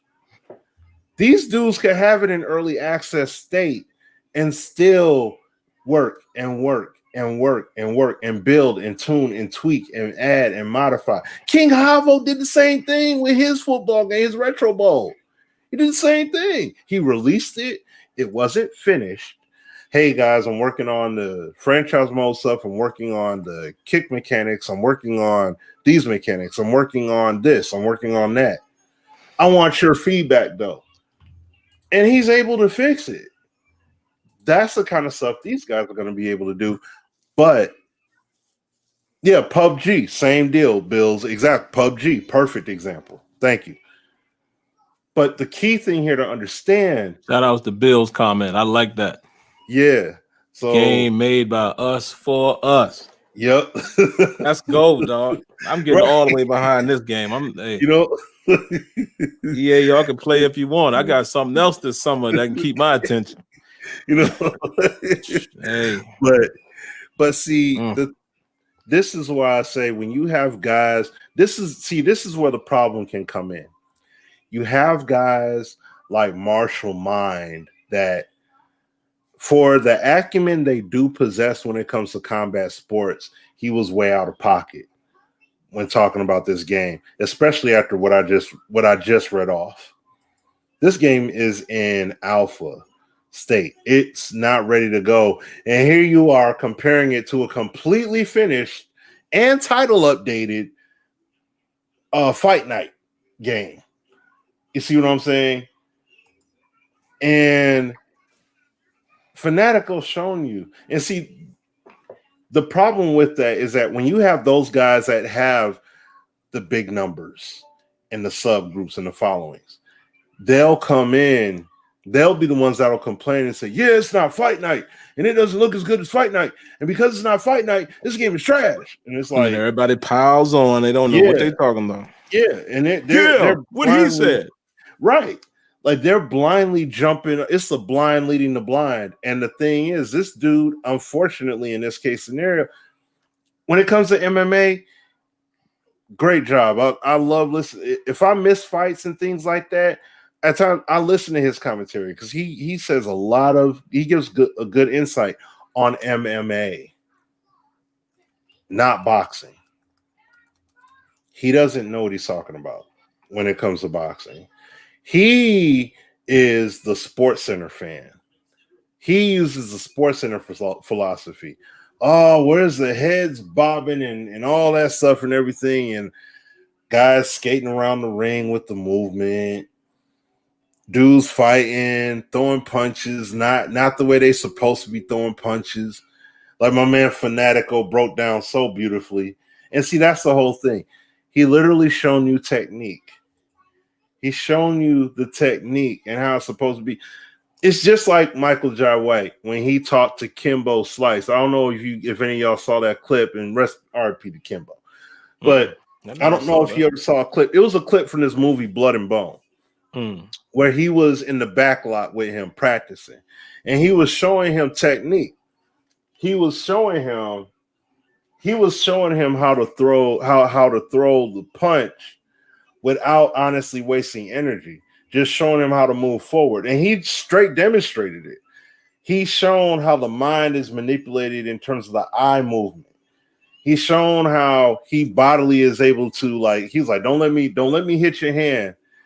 And he threw 3 fast punches and he moved his hand out of the way. And then he told him the 4th time, he was like, now don't let me hit it. And he threw his punch extremely super slow, and he straight hit his hand.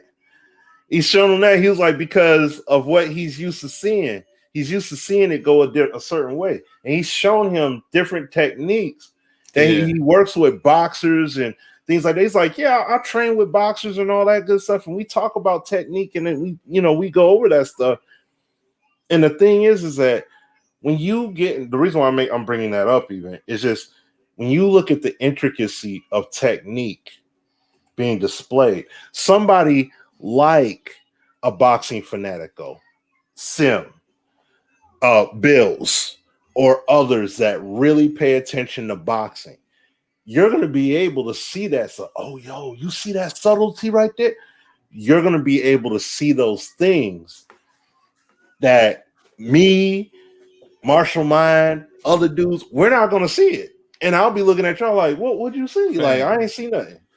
Frazier was slipping in close quarters, dog. Yeah, I don't think nobody really saw. I mean, he against the ropes, slipping, punching. You can't do that in fight. Not like that, man. Come on, bro. That's exactly what I'm talking about. To the person who don't know no better, oh, this is broken and flawed and that. But the person that really knows what time it is, hey, yo, you see that uppercut he threw there? You see that cross he threw there? Yo, you see how Rocky threw that right there? That's exactly how he. You see what I'm saying?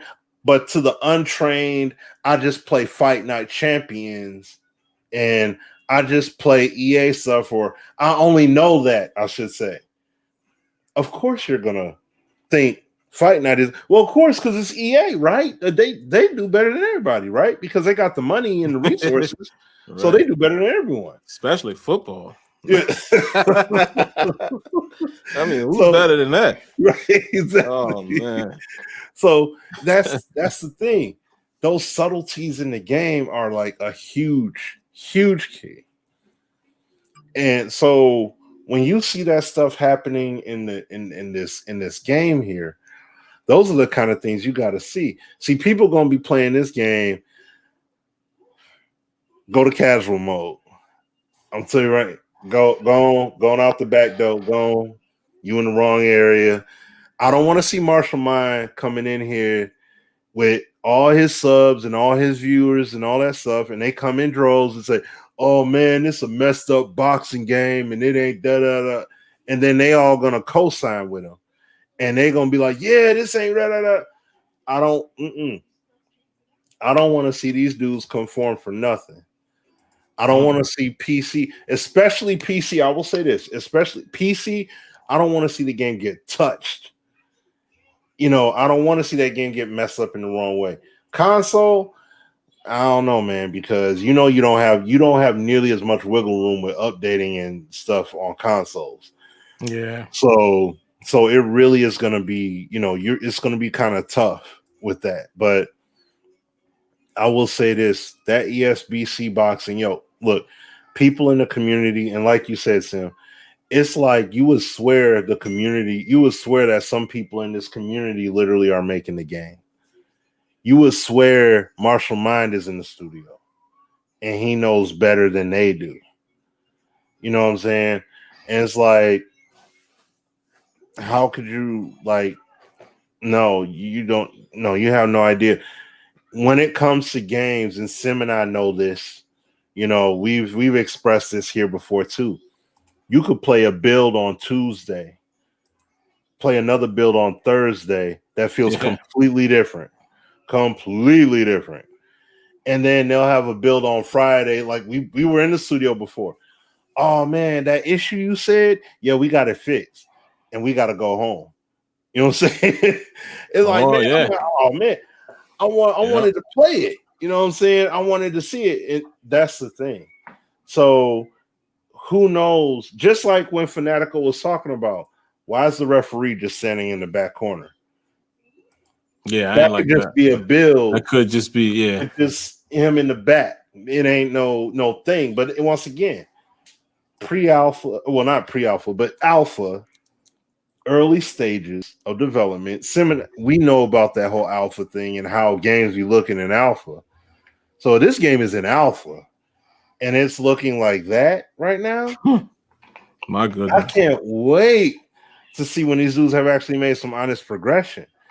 And they're pushing it back further and further. I'm not concerned and scared or worried or none of that at all. If anything, this early access build of the game is going to be nuts because of how much more work is being put into it at this point. I'm happy about what these guys have done. I'm proud of what these guys have done. I don't want to see this game ruined because people want this game to be a watered down version. You know what? EA with UFC. You think UFC couldn't be way better than what it was? What if somebody was going to actually make a UFC game that was actually like grappling and all that stuff, striking and everything is straight organic, something that EA ain't never done before?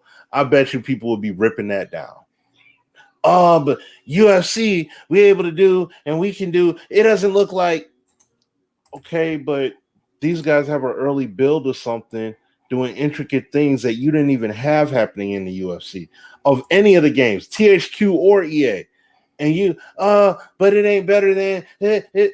See, you're so trained on playing a game one way. That's all you got. Can't That's even all appreciate it. You can't see, you can't appreciate the forest for the trees. You steadily, you got the chainsaw in your hand ready to cut every tree down so you can see the forest. And that's what y'all doing. Y'all trying to chop this game down before it can even sprout.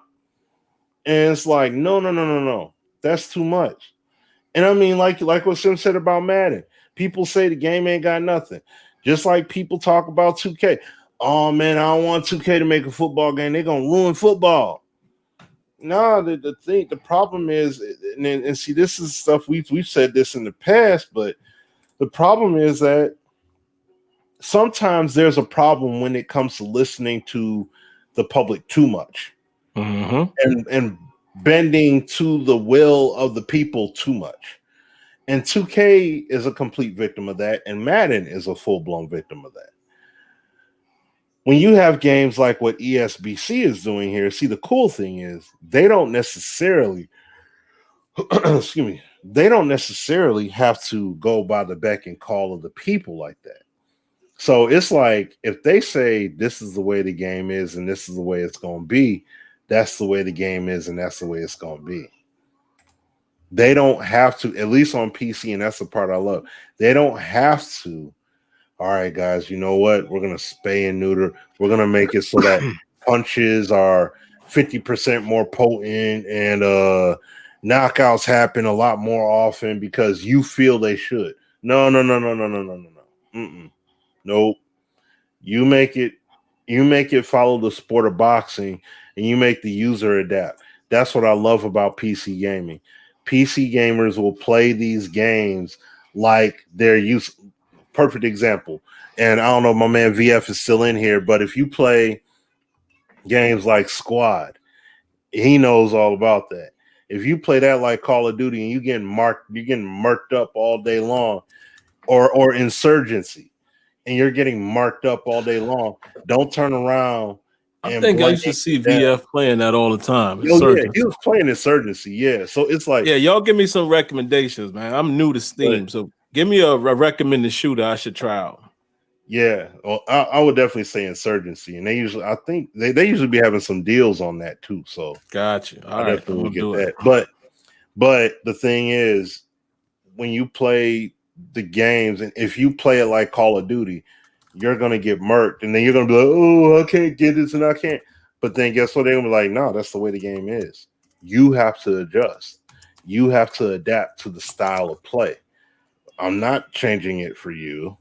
No, this is the way we made it. This is the way it's going to be. And if you don't want to deal with it, tough cookies.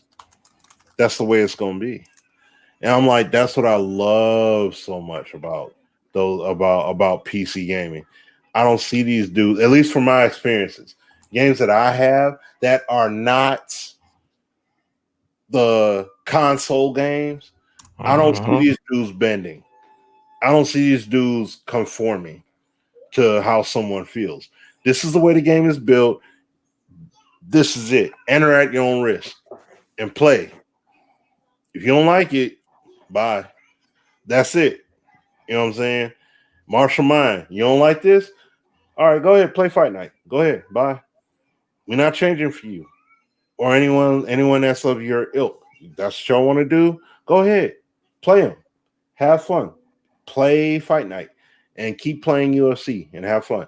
But don't try to bring the arcadey mentality that you developed, or that's been that EA has embedded in your brain because you've been playing those games and it feels and runs and moves a certain way all them years.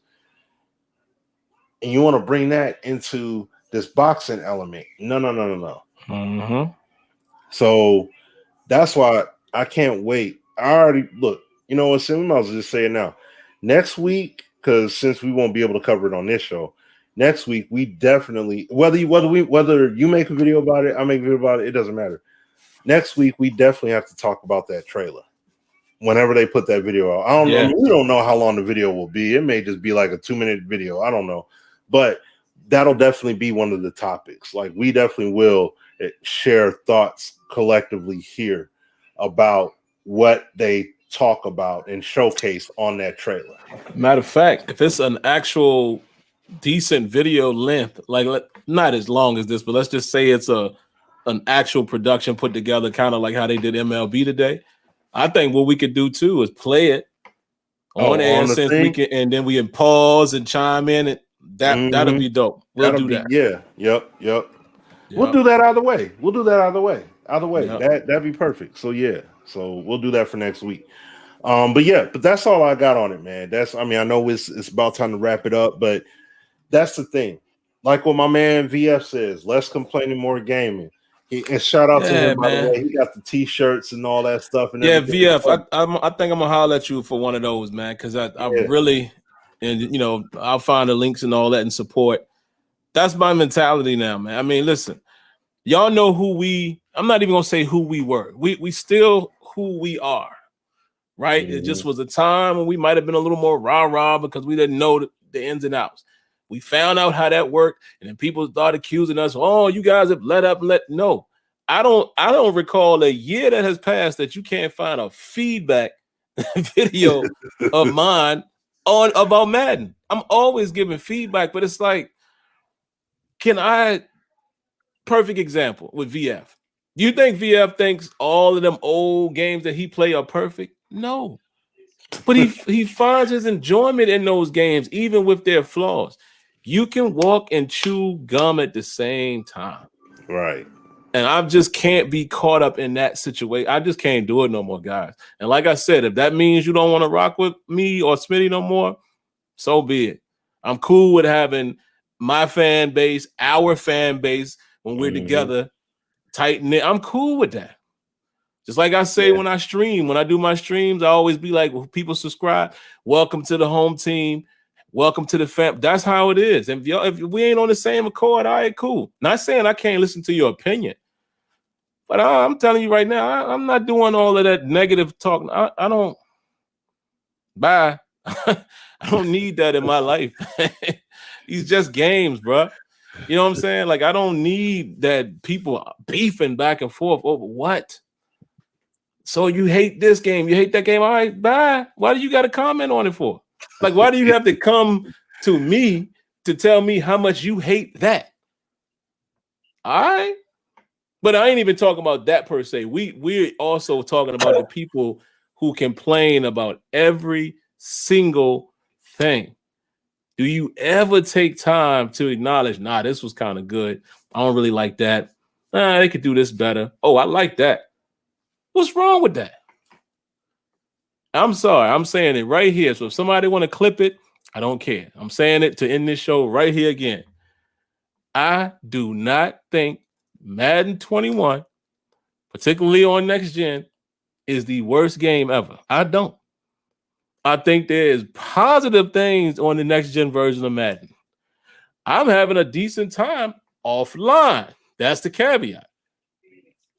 Madden ain't graduated to where I can be comfortable playing online consistently. It ain't back there yet because it's just too much stuff that you gotta get rid of those the scripted and not scripted, but the 2-man sequencing and them dice rolls. That stuff has got to go. Yeah.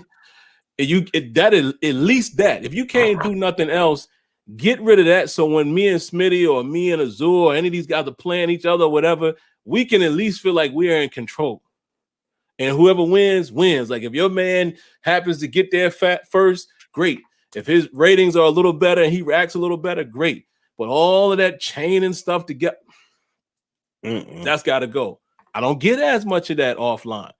Particularly with shout outs to my man Jacob Reed using his sliders now. Find the right slider set. I just showed a video earlier today. I'm seeing some gameplay out of Madden, and I'm like, whoa.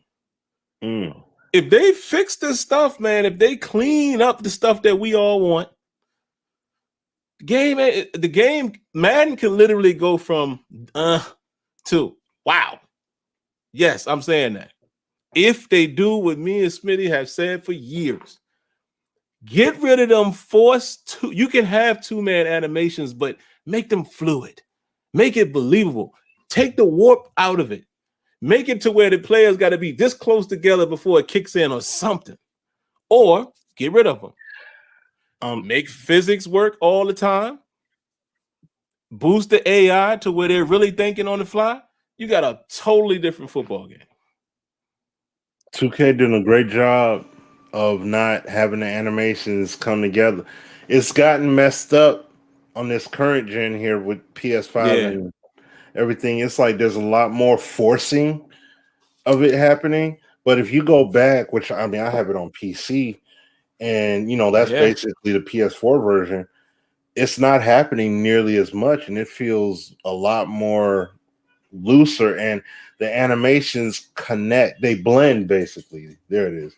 They more blend together, and it's not nearly as much of the suction force. Yeah. So it's like, dude, that you're telling me EA can't do that? And that's the whole thing. EA could have done that a long, long time ago. And they could have progressively have just kept building. And they would have had it already. So it's not that they can't do it, and it can be done. Like Sim said, we've made feedback videos and all that, the whole nine, where it's like it happens here and this moment and this moment and this moment, but it's not consistent. 2K, I could play that game in 3 minutes and just on a few possessions. The test video that I uploaded today, perfect example. There's very few moments where the animation, where it felt like sticky, animation wise, at all. And it's incredible. Like this is amazing. I'm like, how come they can do that kind of stuff? But Madden, we just act like, it ain't impossible. Oh man, well, there's some kind of limitation as to why that is. And I'm like, but there is a limitation. The bosses. Yeah, that's right. That's it. Hey, you know what? That's exactly like what did my man Gilbert Arena said? You want to lock a player up? The best way to lock him up, who's the number one defender that can lock up that player? It ain't the opposition, it's that head coach. It's the same deal here. You want to stop Clint from showcasing his acumen? Let that boss come downstairs. You know what I'm saying? That's it. Yep. Let them shareholders have something to say. All of a sudden, well, this year we got you coordinators and scout teams. It's probably going to be bare bones too, man. Yeah, that's what I'm saying. Like, low expectations. Maybe they overperform, but we'll see, man. Let's see. You know what? That's even good. That's another. You know what? 2 things. Okay, 2 things for next week. Number 1. We do the trailer, no matter what the length. We do our talk pieces, but let's also do the same thing with MLB The Show's thing, because they're going to be talking about March or October in franchise mode. Oh yeah, absolutely. So I'm down with that. We can do that. That'll be our 2 topics right there. So y'all hearing it live off the fly. I'm just saying it so y'all can hear it on record here, but I'm just saying it to Sim now. Like, I'm just thinking about it. Like, why not? Because that's going to be more in our right up our alley. With we're not the baseball heads like that, but at the same time, we still can talk about that kind of stuff and just be like, yo, look what they did. You know what I'm saying? And that's the kind of stuff we're talking about. It adds insult to injury toward Madden, but at the same time, it's like, yo, look what these guys did with this baseball game. This is the kind of stuff that people are going to be excited about going into the spring. Bruh, Tickets went on sale today for the Tigers. It was today, I think it was. Yeah. And gone. I know the pandemic plays a role in it, of course, because people want to go to games, but that's the kind of stuff people are excited to see baseball happening. So it's like, let's see what, you see the excitement for baseball out here. This game and the authenticity that it lends is going to bring so much more excitement out of so many people that play the game, whether you're casual or you're hardcore. So I'm telling you, the game is going to be amazing. I can't wait for MLB The Show. I can't wait for their stream next week. Honestly, I'm hoping that there's some really good nuggets that they give us for franchise mode, and they really put some work in this, on this year's game. So we'll see. But that's all I got, man. That's it. That's all I got too, guys. I've got to run. Got a little bit of work I got to finish up here because my job is crazy, man. We got deadlines coming up, so I don't mind though. If I do about a little 30 minutes tonight, it'll make my morning much easier tomorrow. So I got to get out of here. But anyway, we'll catch you guys next week. I think that's a great idea. So we assume we will have the Esports Boxing Club trailer. They said it was coming. With them saying next week, maybe they'll do it again on Saturday. We'll see. Right. So we'll look out for that. And then also we will definitely do, MLB will be back on next Thursday. So that'll be perfect. We'll do them in real time and boom. That should be great. But all right, guys, we appreciate y'all, man. Everybody be safe out there. Clearly we're not out of the woods, so y'all know what I'm talking about. So be safe, protect yourself the best you can, protect your family, protect your neighbor. God bless to everybody. Thanks for coming through. Have a great weekend, and we'll see you guys next week. Peace. Peace.